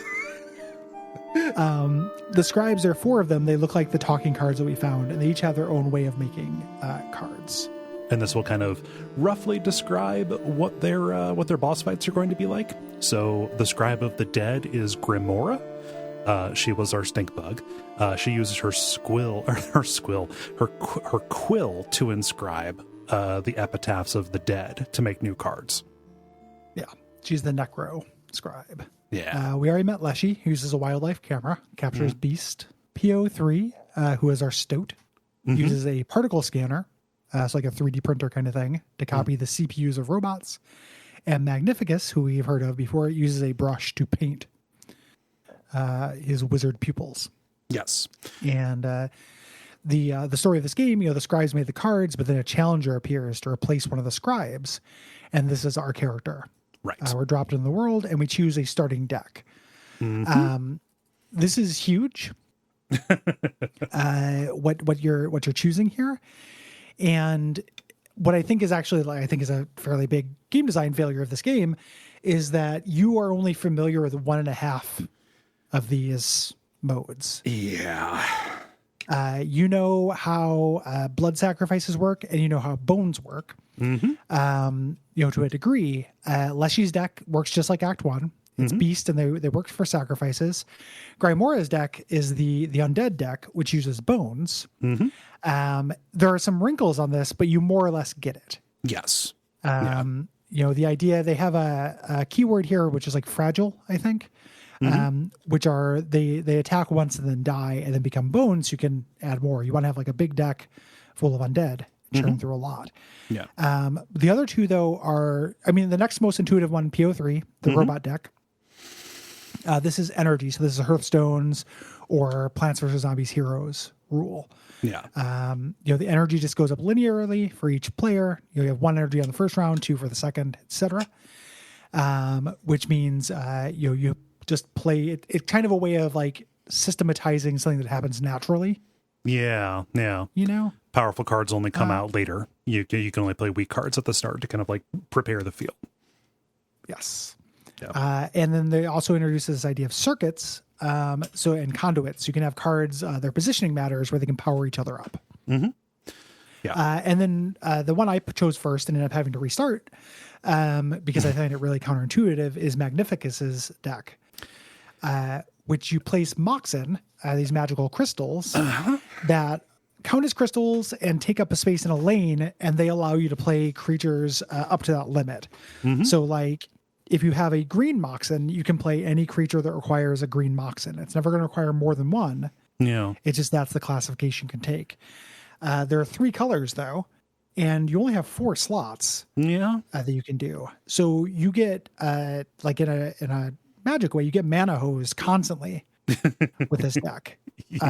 And the cards are not more powerful to make up for this. Nope. I found. You end up fucking around with these in Act 3, and I ended up trying to do a Magnificus deck after I've got most of the cards in Act 2. I just find it really difficult to use. Yeah, this was the least intuitive for me. Real estate is so valuable in this, and there are units that will just straight up die if there is not a matching Mox on the table with it. So like, if the wrong thing gets attacked, then boom, everything is out. There are ways that Mox can be powered up, by particular mages, like they'll get more defense or they'll get attack or something, but it is never as good as, being able to build a strong field with bones or with sacrifices. Yeah. It's creatures are not interdependent. Yeah. It's real limited. And just like anything with one of these, I'm positive that because this is the least intuitive, like, oh, you just have to mix this with XYZ and then suddenly it breaks wide open. Like this is actually the secret to everything. I just didn't feel it. Yeah. I'm certain there is a way to break it. Yeah. This is not us planting our line in the sand saying that that's impossible. It's just not, it wasn't fun for me to do it. Yeah. Yep. So this is not a roguelike. You lose, you can try again immediately. You have a starting deck and you gain card packs. This is the Pokemon trading card game. You are building a deck, using a little menu, which you can use to just, put things together. You start off, you basically have to have 2 colors in your deck. Like even if you start out as, one of the decks, it won't be a pure Grimoire deck. Like you'll probably have some critters in there, things like that. Or you can always splash in robots because the energy will always go up. Yes. So you can splash in some low value robots and stuff. Yeah. So you can mix and match, and something that I think may scratch an itch for some people, but ends up being a little bit unsatisfying is you can redo every battle, and you have perfect control over what is in your deck. You can always go and buy more cards. With your overkill points or your currency, you can buy new packs from the themed areas. Buy a themed pack based on one of these scribes, or buy particular powerful cards. Specifically, they cost a little bit more money, but you can go and get them. That's neat, but ultimately, because you have so much control and because you can do everything over and over again, succeeding at some of these fights feels a little bit like a puzzle with a very specific answer to a certain degree. Just like, oh yes, the strategy for this would be X or Y, or just get incredibly lucky. Additionally, this whole act gets rid of that side draw that you have, which is kind of a bummer because I liked that. The side draw being getting up and wandering around. Oh no! I mean the side draw. Your side deck. There we go. Yes. Yeah. It's also a thing. Then this is like a magic issue too. Is when you get new decks. Like I didn't buy a lot of cards in this because to branch out into another color of my deck, I would need more like whatever their resources. Mm-hmm. And buying those always felt bad.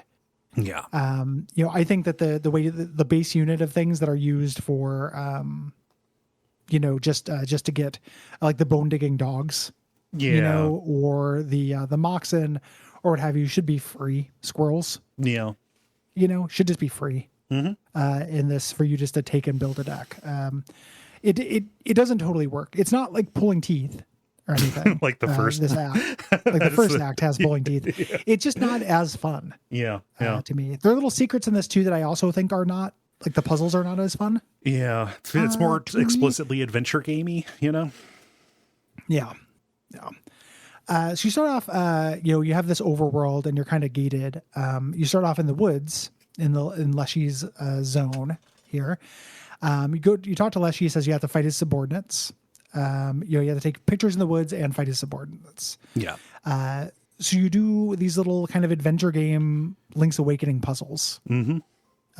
For the prospector, the angler, and the trapper. Yes. There. And then fight them. They're not fully living into their gimmicks, but they do play particular cards that are specific to their themes. That's another weird thing about this. The battles are finite as well. Yeah. Yep. Which is very strange. Except for one the train fight dummy. that you can do unlimited. Yeah, the train dummy, which you can do over and over in order to break this. Get unlimited currency if you want. Yeah, do the Ouroboros. Yeah. There's some little secrets as well. There's a secret path near the angler zone, which will take you to this room with a green candle and this low res photo of a woman's face. This is Casey. Yep. That's kind of glitching. And you can go and find the wood carving woman, the woman who sold you the totems or gave you the totems in the main game. Mm-hmm. And she says, I wonder what my gameplay purpose is. Totems aren't used in this mode. Yeah. Here. This weirdly was one of the first hints that Leshy was kind of a good guy. He gave her a job. Yeah. Yep. Oh gosh. So you fight all the subordinates and you get into the cabin to fight Leshy. And these are, this is kind of an echo. All of these battles are going to be a little bit different. Phase 1, pretty normal, but he snaps pictures of the first 3 cards to die. And then he makes a death card out of it. This is done in a particular order. So if you're redoing this, you can, make sure that you game it to be in your favor. And then he gives you a full hand of these things and you have to use it to fight off a full field of grizzlies. Yeah. Yep. Once you get through this, once you beat him, P03 comes in, and says he wanted to see Leshy's face when he lost. I'm never going to be your pet again. This is the Stoat. And he's beating to break bad. This is your hint. Yes, he is bitter. Yeah. Once the scribe is defeated, their headstone lights up on the central island. You had to defeat a scribe to get over to the Robo Zone and stuff. The natural next place to go is the crypt, however. Yes.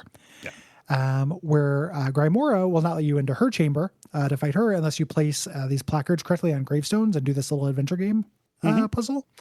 Going around doing fights to get different aspects of these tombstones. So a name, cause of death, and date of death. Yes. So like obviously the person who's always chattering was killed by ice. The guy who talks like a pirate probably got scurvy, etc. Yeah. The one who the defibrillator didn't work had to be born in a time when the defibrillator was invented. Yes. Kind of clever, but again, the possibility space is really limited. Mm-hmm. So it's not that, there are 9 possible combinations for any individual tombstone. Right. So it's not too much. Mm-hmm. When you fight Grimoire, she plays really high attack enemies and marks down the name of your cards once they die. And in the second round, you get them back as zombies. Yeah. Which have 0 attack and 1 health. They are bad versions of them. Mm-hmm. So effectively taking them out of your deck. It's kind of like not having them at all, which is okay. And like they were gone anyway. I don't quite understand the trick of her gimmick. It's just kind of a harder than normal fight. Yeah. You can bypass these things too. Like if you just have the right luck, you basically just get, you don't even really, I didn't see this. Yeah. Like, I don't know if I just didn't lose any units in the first time, but it just kind of felt like a fight. Yeah. And then was over. Yeah. So. After she goes down, or after your second lord goes down, you are taken to the camcorder menu again, and you look through another set of videos.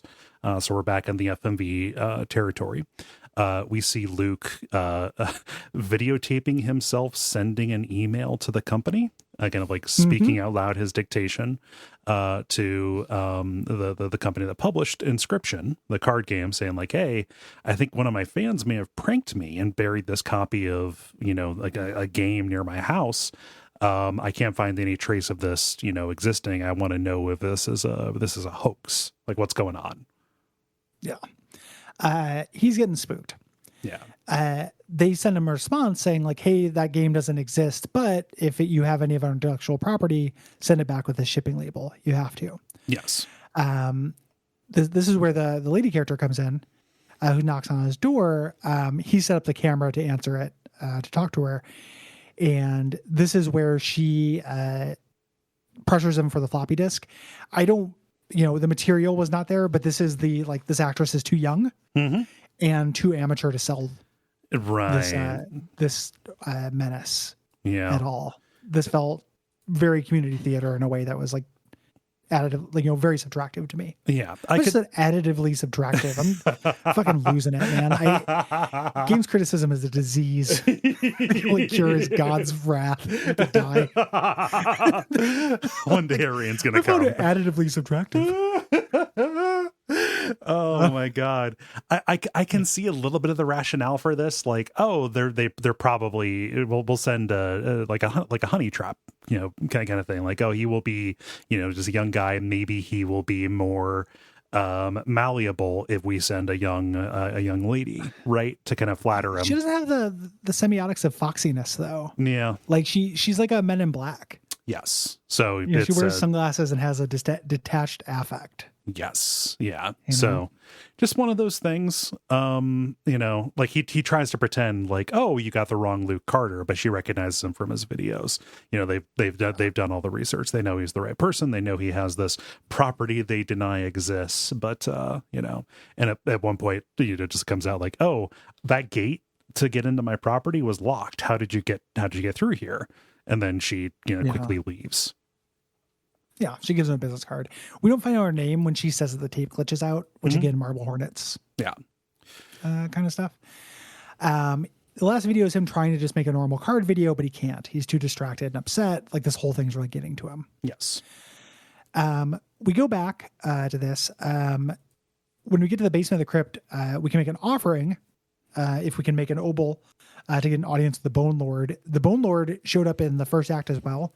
Is just kind of a rare node where you can sacrifice something to him to start with bones. If you get that. And if you sacrifice the sacrificial goat, you start with like 8 bones, I think. Holy shit. Which is really good. Yeah. That is a win condition as well, because the vulture, the turkey vulture, which is a 3/3 flyer for 8 bones, you can play on the first turn. Nice. Yeah, then you win. But he's here to make that obol. Like there are 2 cards that are like halves of this obelisk kind of thing. And you put them together and he'll bring you down. And he's a big, skeleton kind of guy, real scary. And he's within a larger skeleton, which is implied to be Hitler's skeleton. Yeah. But he says, I worship and study the old data. And if you worship me, if you pledge your life to me, I will reveal the secrets to you later on. Here's a key to my lair when you come back. There's no downside to saying yes. In fact, there's only an upside. You get this key, but you also get his femur, which will let you trade 1 energy for 3 bones. It's like a little icon you can click. Which is nice.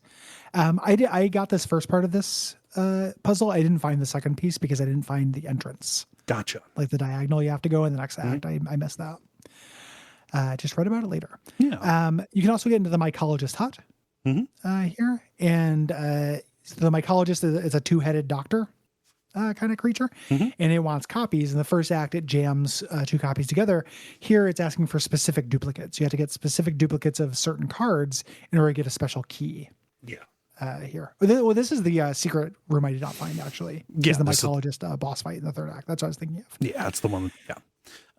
He starts talking about a code, but his smaller head says, hey, you're not supposed to talk about that. Like there is kind of this, Voldemort kind of thing going on with something about this game. So, yes. So you head over to the Magic Tower. This is kind of another place you can go to. I did this one last, actually, just because it ended up being the most difficult one for me. The boss here. But you go over to the tower. This is where Magnificus paints his cards and teaches his students very sadistically. Every floor of this tower has a door that is locked. You open it by entering a combination onto this pillar, which will take you into kind of a pocket dimension where one of his students is being tormented. So like this is where the GUI failure is, Goobert or whatever his name is. The second one is not the graphic user interface failure. That remains fine. Yeah. There's a head on a spike. I'm not sure what the test is there. And the third one is this really hyper wizard who is in sensory deprivation. These are the people that you fight, and they will unlock the door to the next area. Yeah. And there's just little puzzles here to do it. The training dummy is here as well, which again, you can fight over and over and over. Yeah. And not do the puzzle. So you can always overkill it to get money. Yeah. I love getting the sensory deprivation student in the third act. He's so good. That's very cute. He's just excited. He's just so hungry for stimulus. Yeah. There's some secrets here. Like there is a dark path over in the corner of the first floor, which takes you to a shadowy room with an orange candle. There's a flickering image of some kind of like certificate awarded by the Department of Defense to this middle-aged man named Harry Williamson. I have no idea what this adds up to. I'm sure that there's a Reddit thread about it. It's the game company within the game working with the Department of Defense. Gotcha. For Hitler reasons. Okay. So, it is the dumbest ARG that's ever been. It is as stupid a plot as we've had for an ARG. And again, I'm sure somebody out there listening like loved it and thought it was super cool. It's not like a Godwin. It's kind of a Godwin thing, but like an opposite version of it, where like Hitler is not only, Nazism isn't just bad as an argument. It also just immediately becomes boring. Yeah, a little bit. Because it's so extreme. It's like the furthest you can take evil, like real life evil. It feels like stealing the opposite of valor. Stealing squalor or whatever to lend heaviness to your creepypasta. Yeah, it's weird. I don't care for it. Yeah, did not land for me. There's a letter on the magician's desk where you can see the magician is writing to Grimora about how P03's plan extends beyond just a mere power grab. He has this great transcendence he wants to do, which will be a disaster for everyone. We're getting these hints that the Stoat is actually the villain here. Then you fight Magnificus, who is difficult. He has a paintbrush that will randomly change your card's sigils when played. Yeah. So you don't really design a deck. You kind of have to just luck out. Right. I hated this. Yeah, this is a bummer. I put so much effort into putting together a deck that would work, and then just the oops, it's like, dang it, I spilled all of my sigils and they're everywhere. Yeah. Not good for me.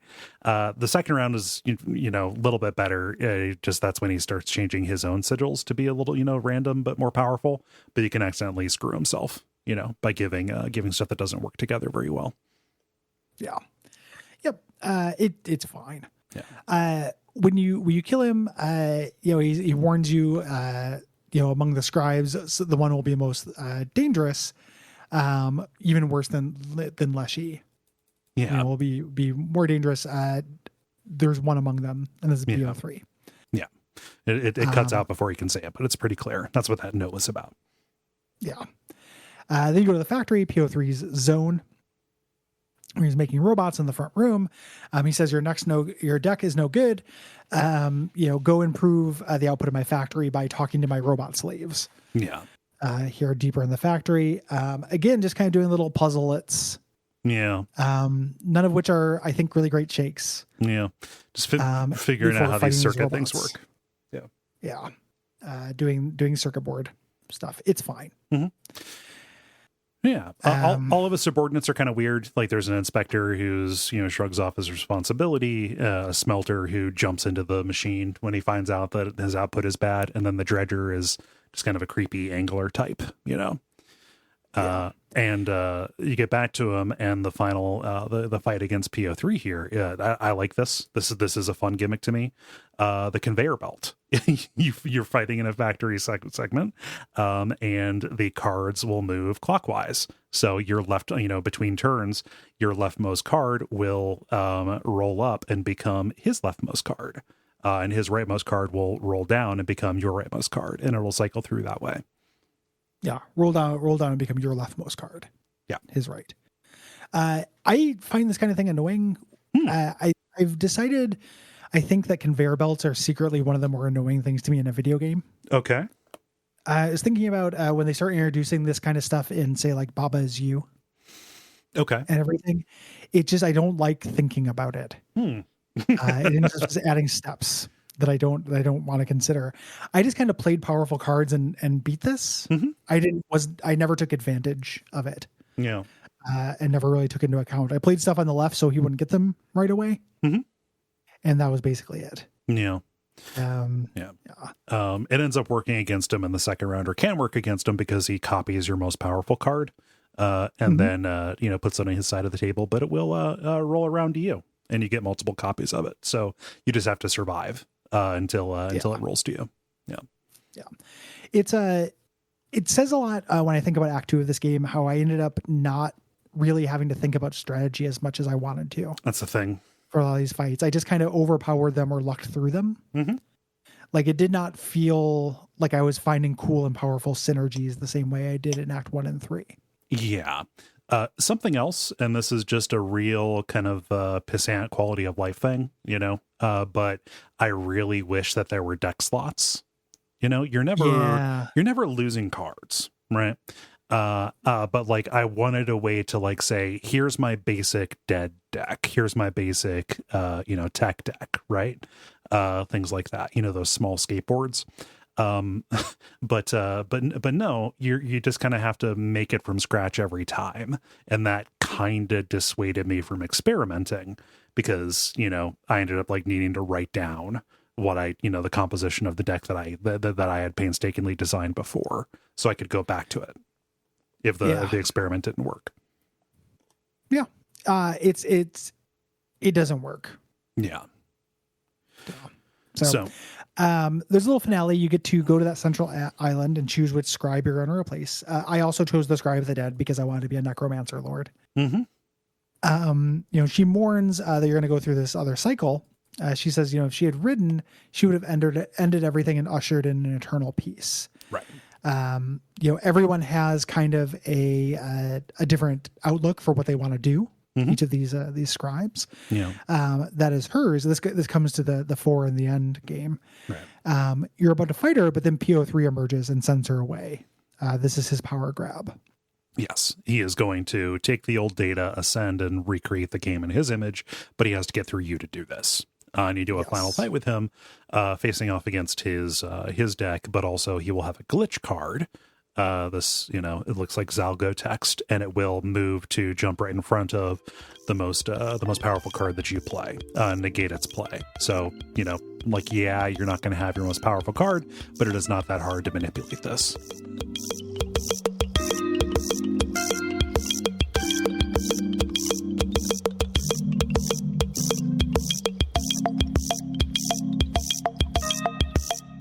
And this starts Act 3, which is kind of a Act 1 again, where you are in a cabin, but you're in like a factory cabin. Yeah.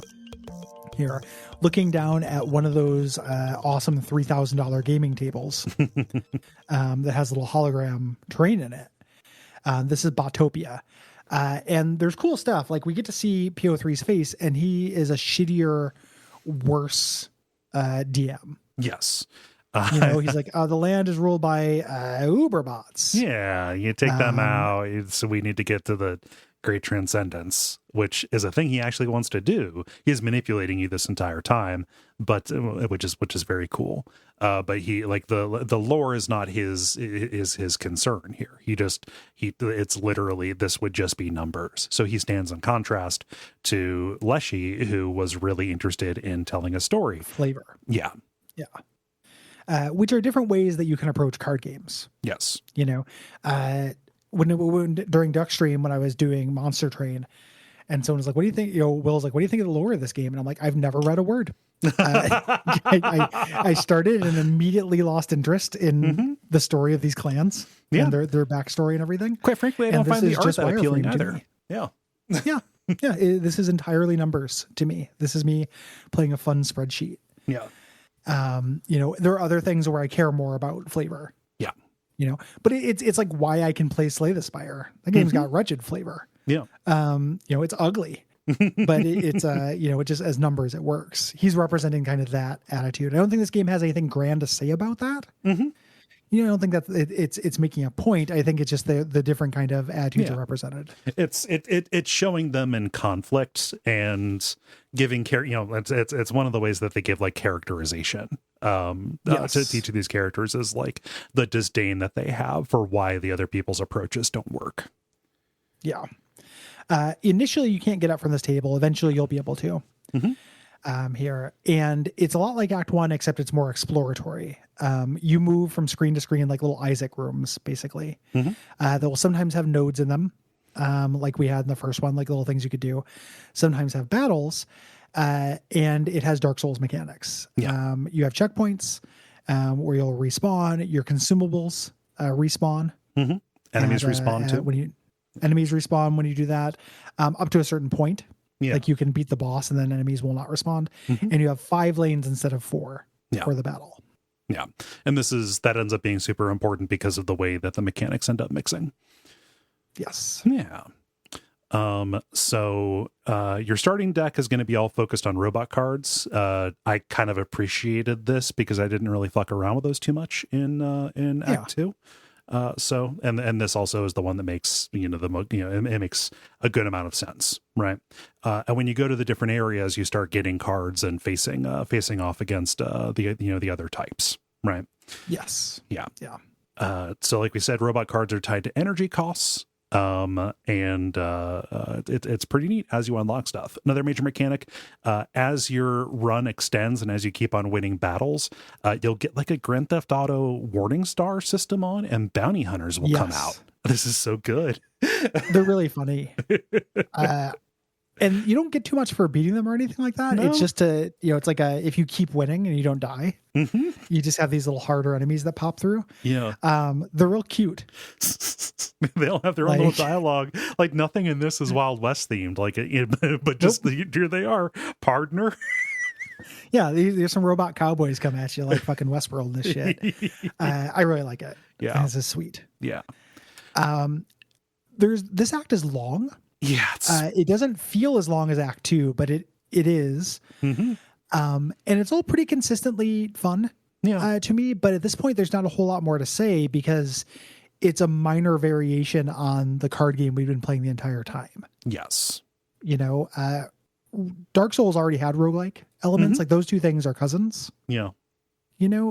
So it doesn't end up feeling like a sea change. Right. Like Act 2 does.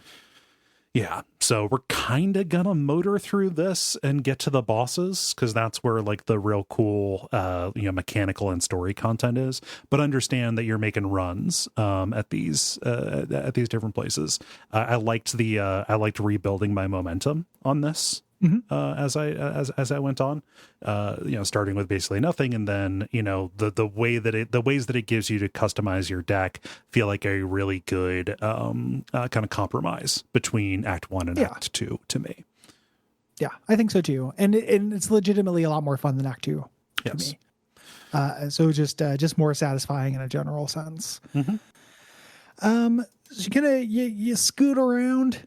You get to your first checkpoint, your first waypoint. There's a shop nearby. You can teleport between waypoints. You have the Lord Vessel and everything to go spend money and go to the shop. One minor nitpick that I have is that the icons of things you're buying, you don't know what they are. Yeah. Before you get them. So they're not immediately recognizable and they're expensive. Like you can end up spending a lot of money on something that's not that great.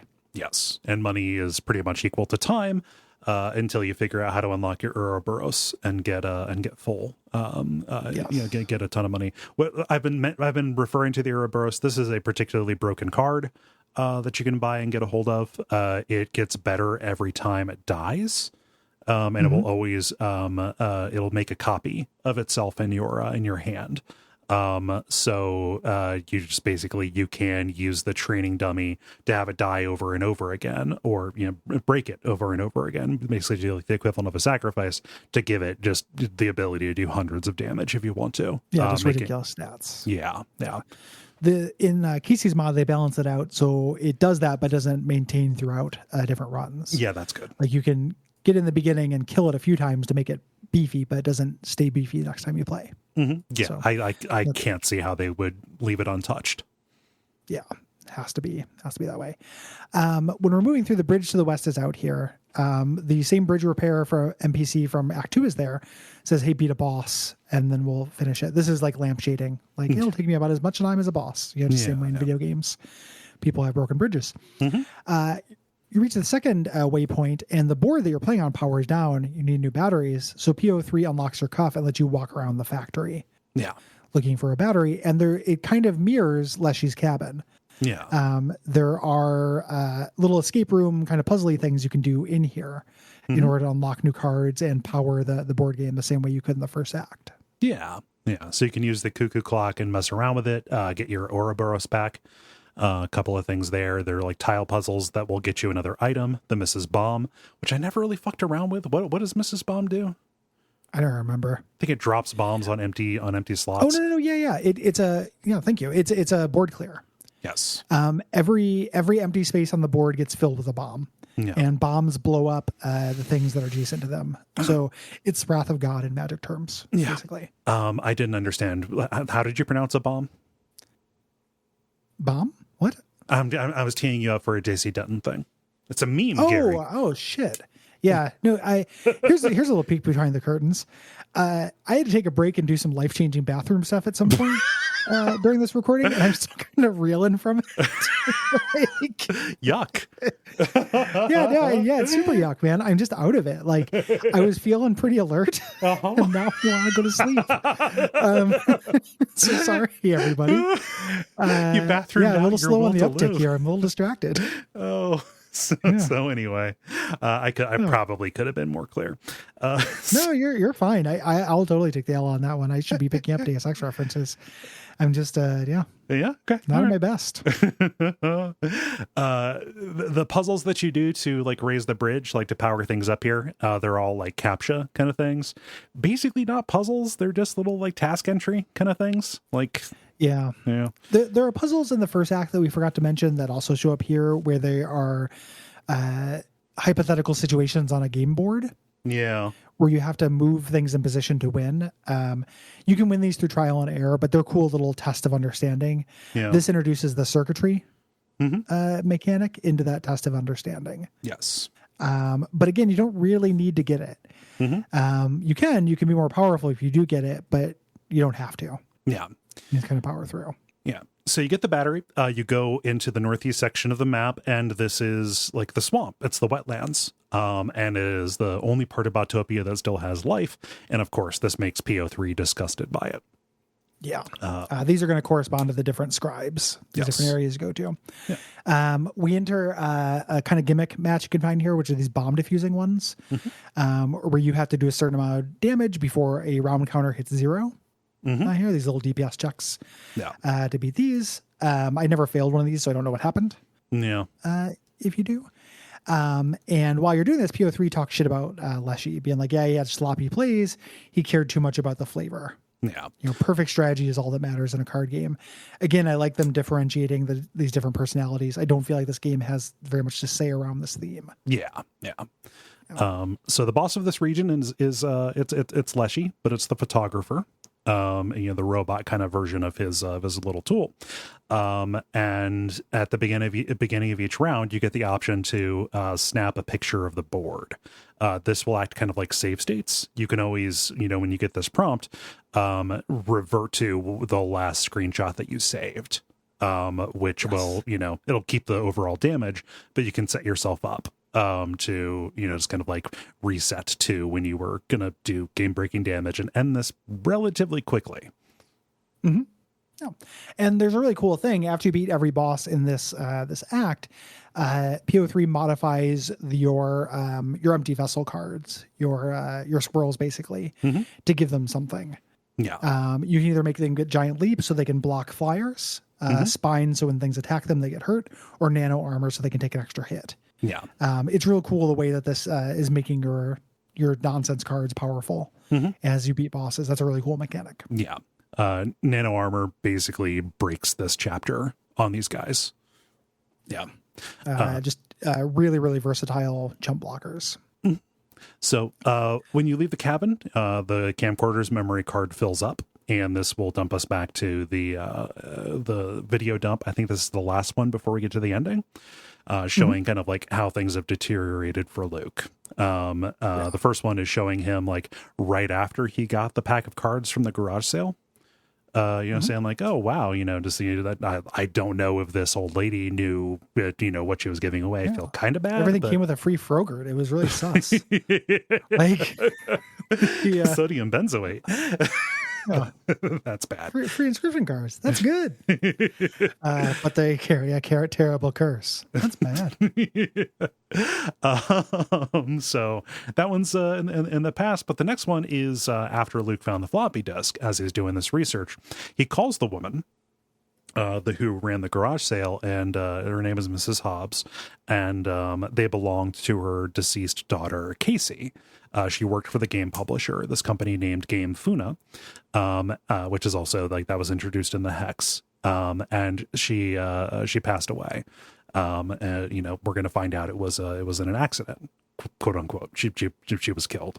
But yes. Luke is about to ask like, hey, do you have any contacts at Game Funa that I could, talk to? She abruptly ends the call. Yep. So he's looking into it further. He finds out that Casey was a QA tester there. A number of employees died in an office fire there. Very suspicious. Another video, he's silently reading these articles, and there are Post-it notes on the screen, which you can then, grab, of course, here for the ARG here. And these videos are interspersed with like glitchy ones, where they sometimes will have an ARG clue, but are just static and stuff for Slenderman reasons. Yeah. The next video, he's in bed. He hears somebody moving around his house, and he's very worried he's being like stalked. Yeah. He goes to open the door to confront who it is, and it cuts to black. Dun, dun, dun. Dun, dun. We'll find out what that is. Yeah. There's some garbage text about a mycologist in one of the freeze frame bonuses. And the last video has Luke sitting on his set, sitting in front of the green screen, kind of messing with an ornate antique scale and laughing eerily. Like it's a really percussive kind of laugh. Yeah. And the scale looks like the one from the cabin. Yeah. Yeah. So you get this idea that like things from the game are becoming real, or what have you. In fact, the Sailor skeleton stuff. Not first. Yeah. So in the game, you go to the graveyard or scrapyard. This is Grimora's zone. You can use this key that you got back from the Bone Lord to open this locked door. And PO3 is confused by this. And we meet the Bone Lord. He says, I'll tell you what I know about the old data, but he asks that it not be recorded. So you get a period of black silence, and then what the fuck, man? Like you do not like knowing about this evil Satan sentient computer data. Yeah. Stuff. And even PO3 is like, oh, that's messed up. I didn't care for that. So we can go to the well room, which is where we're gonna need to go.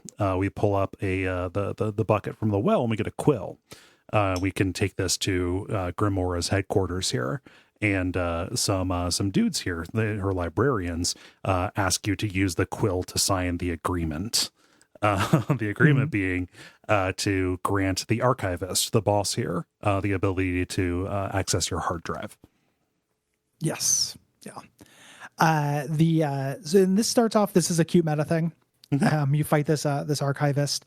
The archivist will tell you like a specific file and let you dig around files on your computer. So you'll be like, I want something that's big. Give me a big file. As a professional podcaster, I have all kinds of gigantic, audio files on my desk. No problem. Then the second phase, like what's a file that's become dear to you? So you have to find your oldest file. She says that if the file, if you die, she'll delete the file on your computer. This doesn't actually happen. Yeah. Here. This is, something that the games love to fuck around with. Again, your mileage may vary how impressed you are with this kind of stuff, but here it's just a lie. I thought it was cute to see my file pop up. It turns into a card. It's so cute. Yeah. Cute's the word I use for it. Yes. Yeah. But this is not a real challenge. You're just doing damage based off of the criteria for the search that you're doing. So it's kind of like a little Psychomantis kind of thing. Around here is where you can do the bonus boss fight. You could go, all of the movement that you've been doing is on the cardinal directions. However, on one screen near the scrapyard, there's a diagonal arrow going to the southeast. And this will take you to the mycologist's hut. When you go inside, PO3 is there and he's about to start a battle. But the mycologist kind of hacks him in. We see FMV. I think that this is Darren Mullins acting as both of these guys. But he's taken control of PO3 and he, throws down all this fungus themed stuff on the table and we fight him. Yeah. This is the thing I missed. I missed this entrance to this. Yeah. Tell me about the mycologist boss fight. Yeah. So it's not terribly difficult. The board is modified so that, at least I believe it's only on his side. Every card that he plays will filter towards the center.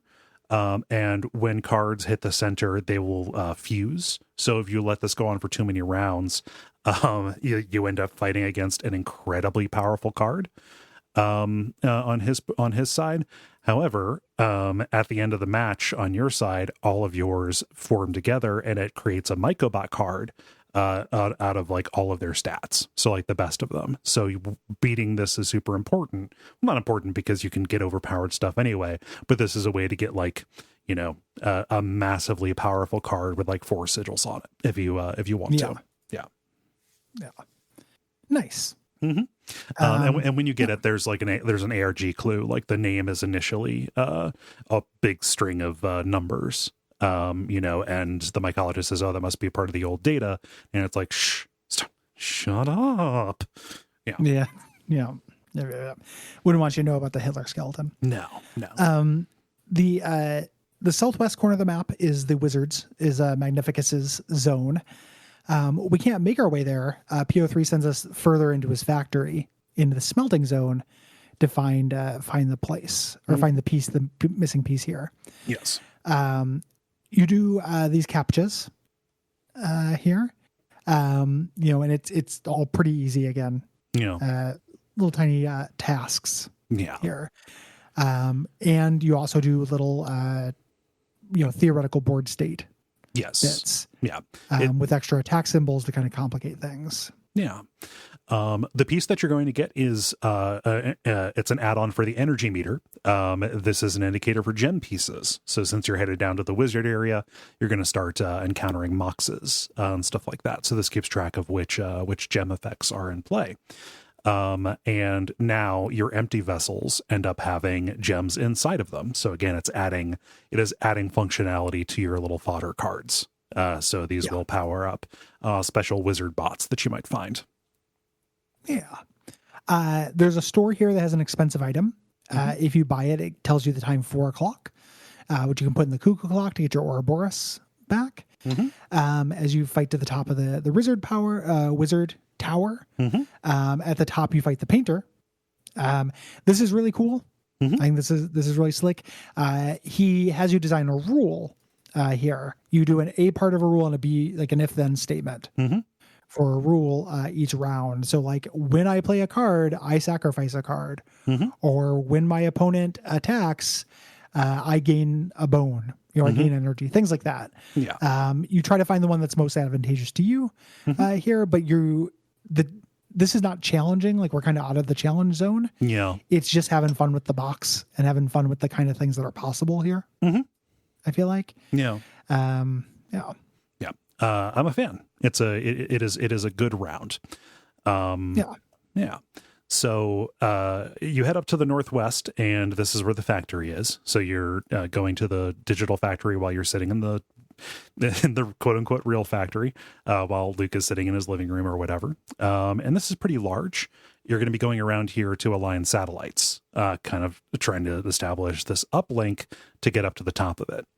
And as you're doing this, PO3 is kind of like bitter, saying like, oh, you think it's easy designing these things, well, here, why don't you use this little interface to design, to sacrifice one of your cards. It'll be shredded up.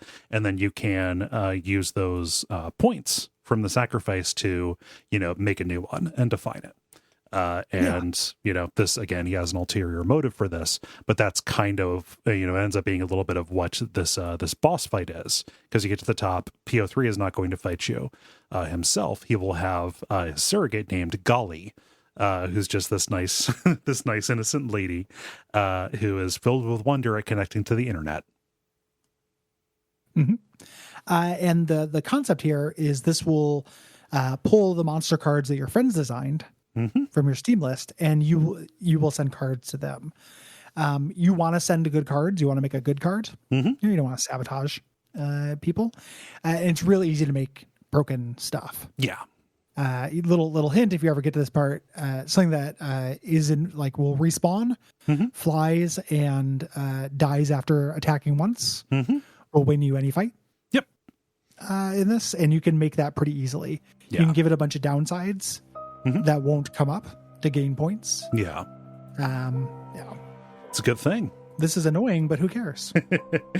It's also cute. The enemies, they've got their own stats and stuff, but their names and portraits are going to be pulled from your Steam friends list. Yeah, it's cute.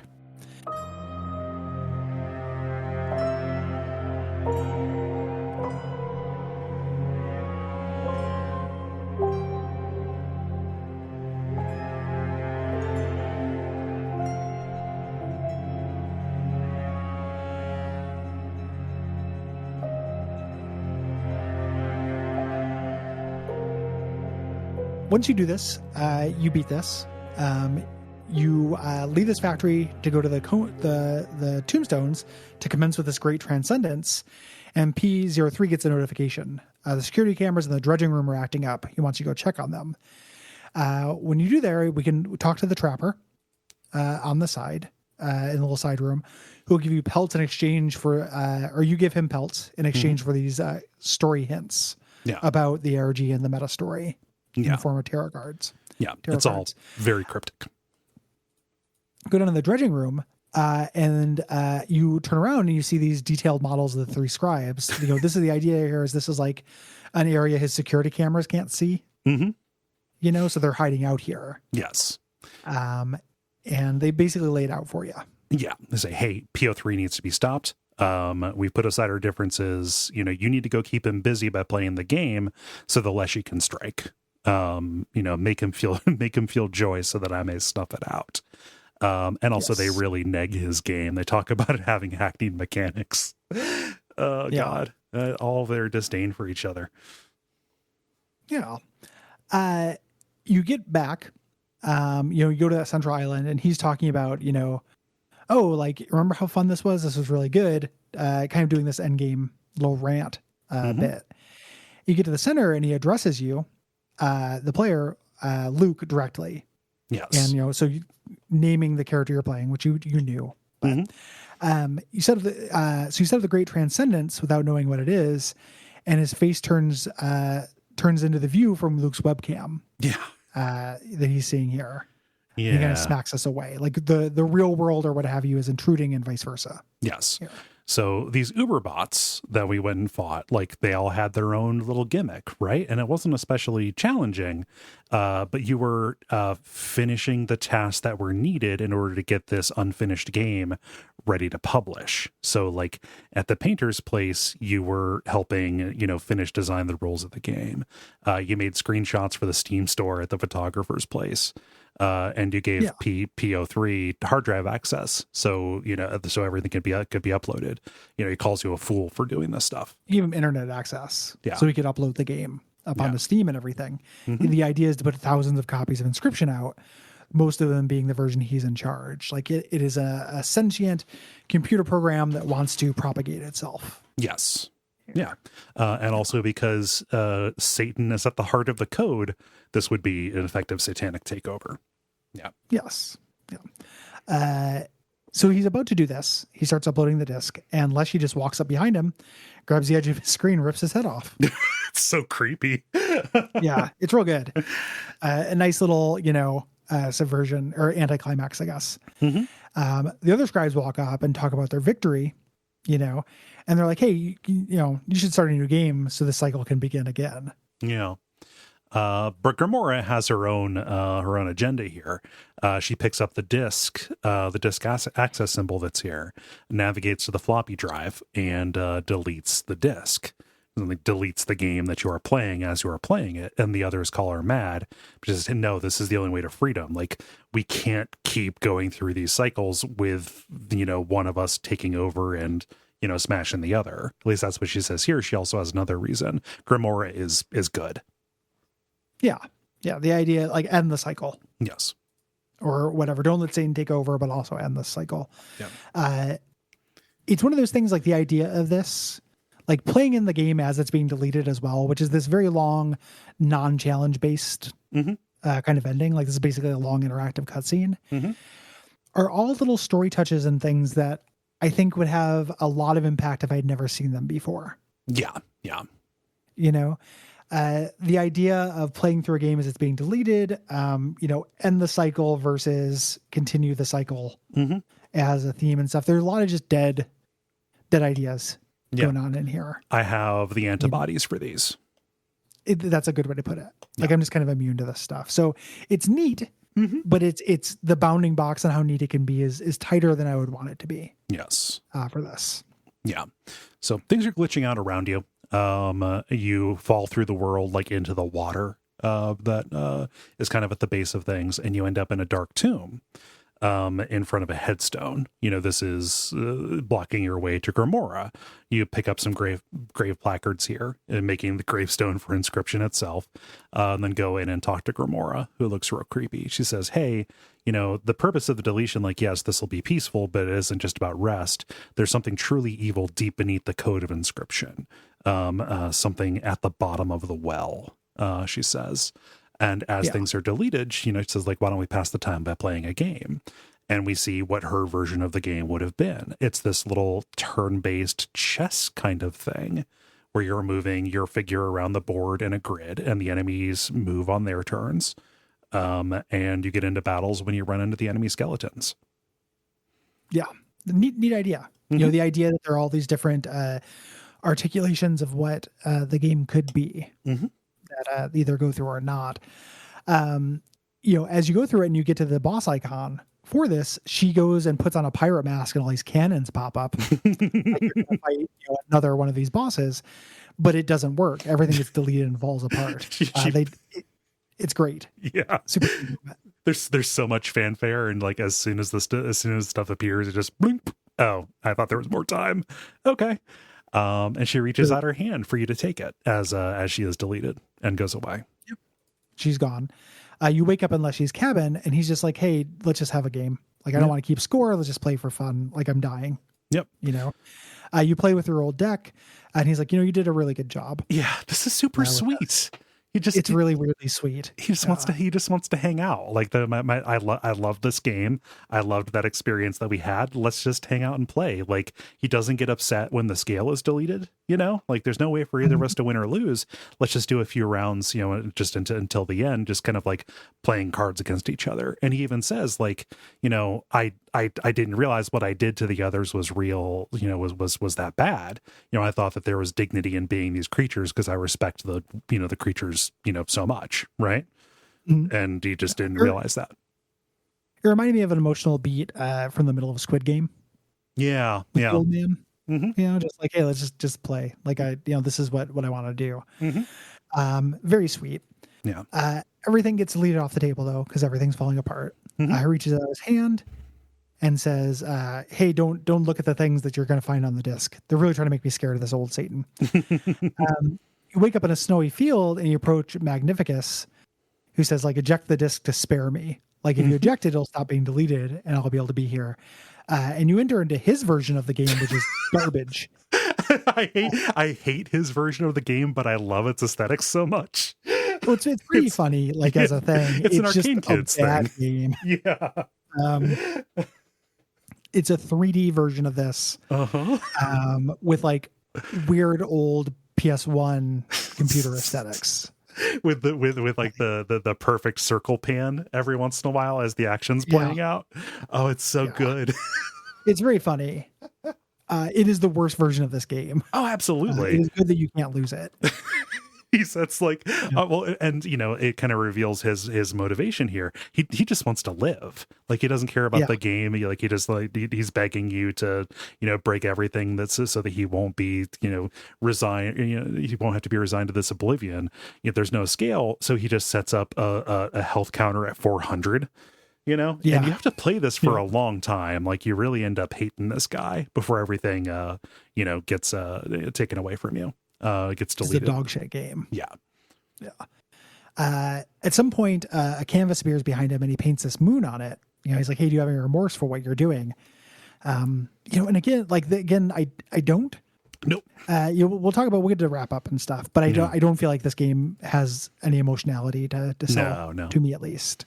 Mm-hmm. It glitches out, continues to glitch out, as elements disappear until Magnificus is dragging himself along the ground with his skeletal arm, trying to shake your hand, and he can't quite make it. He blips out before he can. Yes.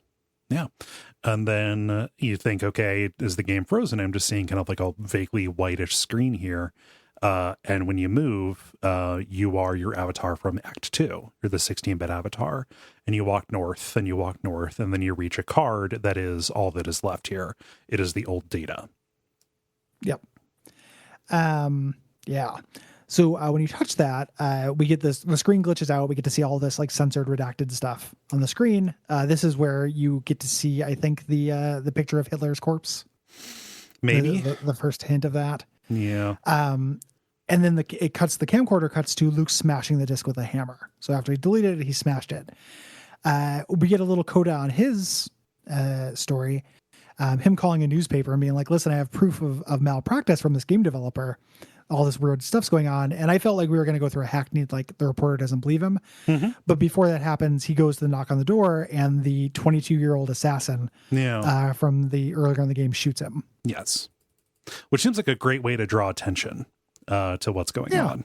Yeah. Yeah. They put it as it was a fire before. Mm-hmm. Now it's just a shooting. Yeah. So, and that's the end. It ends on just the camcorder on the ground on his blood as it spreads across the floor. It's a real anticlimax, So what you think is like they're here trying to cover up the death of Casey. And that is kind of it. But what they're doing, it's almost like an SCP kind of thing. I almost would have preferred if it was like an SCP, like this was an agency trying to keep the Satan data from getting out. As it stands, a game publisher having their shit together so much that they have a board of assassins going and looking for this like it's the goddamn Half-Life prototype for Dreamcast, Yeah. Like that's weird. And like it doesn't, that does not work for me, that a game publisher in fiction would be this powerful. That sucks. Well, you see, they're doing it because Satan and Hitler. Right. It's the Department of Defense that is doing it. It ends up being like Inscryption ends up being a lot less than the sum of its parts. Yeah. To me, which is a bad thing for a game to be. Yeah. Like, and it's also, again, something where like thinking about it makes it worse. So even kind of talking about it and going through all this story stuff, a little bit with the sentient computer programs representing the scribes, who are sad because their world is dying and stuff. Like, it is sad when Leslie's like, I just want to while out my last moments playing a card game for no score. But I'm not attached to any of these characters. Yeah. Like, they're all well sketched and different, but none of them touch my heart. Luke never touched my heart. None of this story has an emotional core to it. Like, it states the stakes a lot, but doesn't make you feel them. Yeah. You know, a lot of characters say, hey, you don't want to fuck with the old data. It's really bad news. But that's never illustrated to us. Like, there are a lot of kind of elements of this that are biffed in terms of narrative execution and the meta. And biffed like pretty hard. Yes. You know, it's one of those things where like I feel like it set its ambitions too high, where it lands at cute for a lot of this stuff, but it wanted to land a lot higher than that. Yeah. You know, it's one of those things where like there's enough about it that's clever and works together really well, that those notes that it hits where it ends up being dumb, it's like, no, I know you can be clever. Or you know, when you end up over at like with what ends up happening with Casey. Okay, so the feint that I'm seeing here is that like, okay, the thing, what I thought was going to happen, and this is me holding the version of the game that I had in my head against the actual thing, which isn't necessarily fair. What I thought they were going toward was there was this woman who died, but something about her remains alive here and is like using the game to protect itself, right? Yeah. You know, like this, you know, so it's almost like a Soma kind of thing. Like this ended up being like a backup for computer ghost reasons, right? And that could have been emotional and had pathos. And as it stands, it's really sad what happened to Casey, but like nothing is paid off in a way that you know, that hits me right. Instead, we get at you know, conspiracies involving history's greatest monsters and stuff, and like they were on the road to somewhere cool, and they got distracted and then just pulled over into a ditch that I didn't like. It wasn't a good ditch. The way the thing they're on the road to wasn't good enough for me. Right. Yeah. Like I already have too many antibodies against that. If this had been Casey's personality in there, it has done, and I'm going to talk some sugar here in a moment. It sounds like we're really down on this.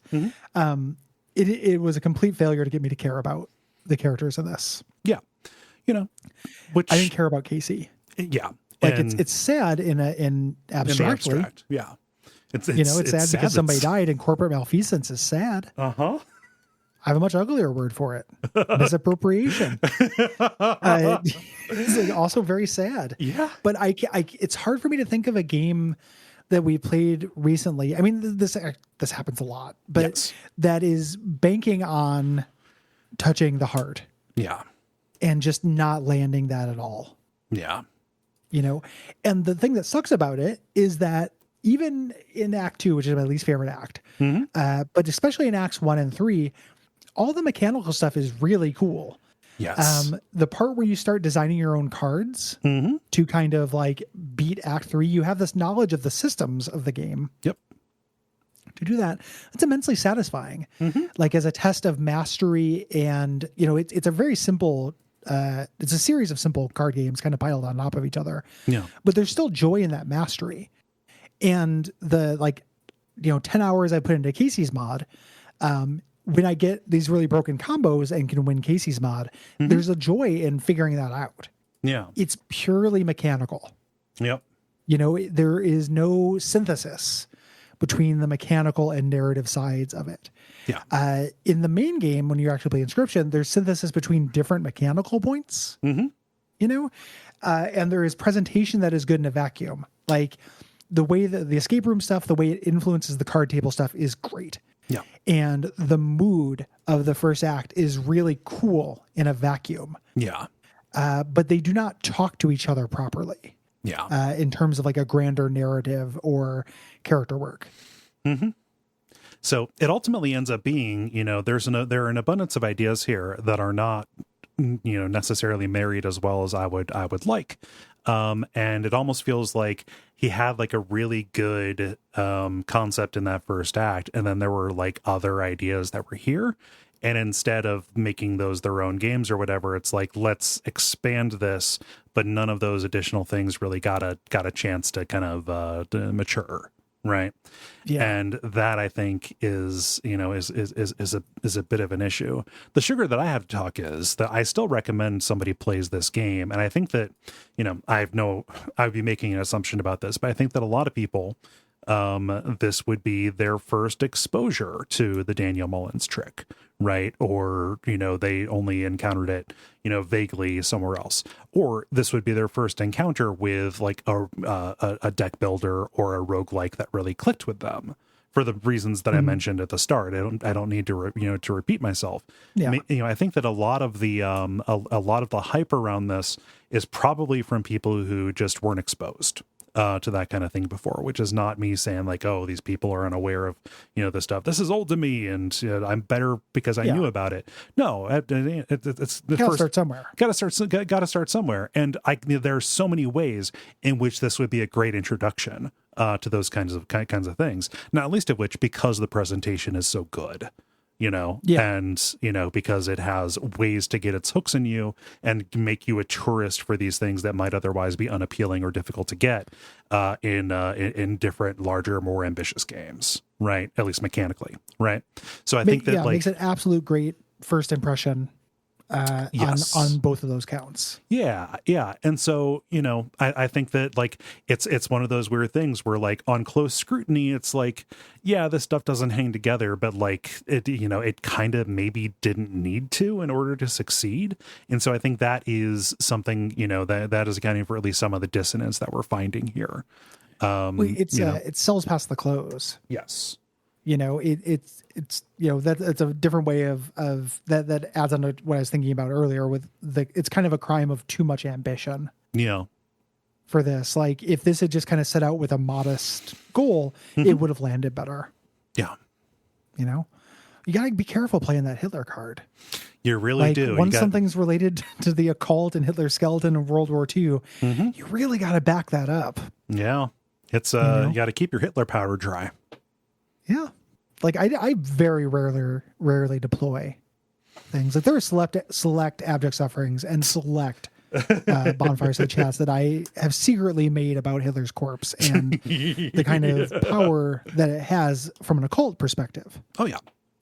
But I'm very careful when I deploy that. Yeah. No, it's a matter of taste more than anything. Yeah. Yeah. The dose makes the poison, and it is also, I want to make a quick caveat too. We are aware that this is an ongoing concern and that people like there's still drips and drabs of this stuff that's coming out. Maybe Daniel Mullins surprises me. And once this full story is complete, all the updates to Casey's mod come out that have all the backstory. Maybe it hangs together. Yep. It doesn't feel possible from where I can see it now for it to do that, but maybe I'm wrong. Yeah. I don't have a complete picture. So I could totally be, I can only talk about what we have so far at the time of recording. That will change. Yeah. We might get scholared. And I'd welcome that. Yeah, me too. This episode can exist as a document for where this game was at a point in time. And, if what we get in exchange for this being outdated is a cool game to play and more people having fun with a cool game and Daniel Mullins getting rewarded, for that. Yeah. Getting to make more stuff. Yeah. Yeah. More bites at the apple. Sweet.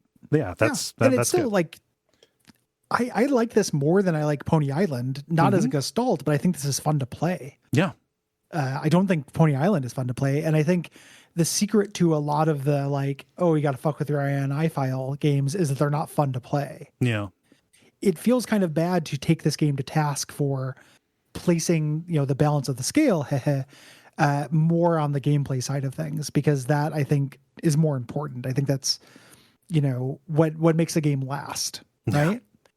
I could see replaying this in a way that I'm not going to replay. I'm scared. Yeah. Why would I? Mm-hmm. Like I know the tricks. Yep. I know the magic trick. This has a fun game attached to it as well. That's really valuable. Yep. It's just the dissonance that is worth underlining, and the way that those things don't relate. Mm-hmm. So it's an admirable effort, and this is a rare specimen in a lot of ways for the way that it came together. And I'm really happy that we got a chance to play it and talk about it, because I think you helped me unlock some thoughts about it. It's good conversation. I'm glad I played it. It's good. Game of the year 2021 remains Monster Train from 2020. So sorry to lay it out like that, but that is the case. There's a DLC that came out. Thank you again for sponsoring this. Yeah, thank you, Matt. Thank you, Matt. I appreciate you. If you have thoughts about Inscryption, hit us up by the 15th of March at duckfeed.tv/contact. Mm-hmm. You can write in about Inscryption, or you can write in about any of March's games. Those games being, where's my calendar? Ultimate NES Remix. Yes. King's Bounty, or Until Dawn. Yep. Or if you have thoughts about April's games, which you can write in with by April the 15th. The Ides of April, as they say. Wear them, man. Those games for April are The Shrouded Isle. We are doing a special episode about Chuck E. Cheese. So if you have any Chuck E. Cheese memories, go ahead and write in about those. I think those will be fun to read. And include Showbiz Pizza. Yes, please. And Deathloop will be our premium episode. Our premium episode for this month is Until Dawn. You can back us on Patreon and get access to all of those, to both of those, and to all of the previous premium episodes. I'm making changes on the back end to make stuff easier to get a hold of for you. Look for announcements on that around the time that this episode comes out. Yeah, and if you are interested in the old Elden Ring, hit us up at Bonfireside Chat. We'll begin coverage with that very shortly. Yes, we will. So, yeah. Otherwise, ratings, reviews, and iTunes, and telling your friends, and most of all, coming back next week would be good. And what should they watch out for until next time? Watch out for Hitler's Satan.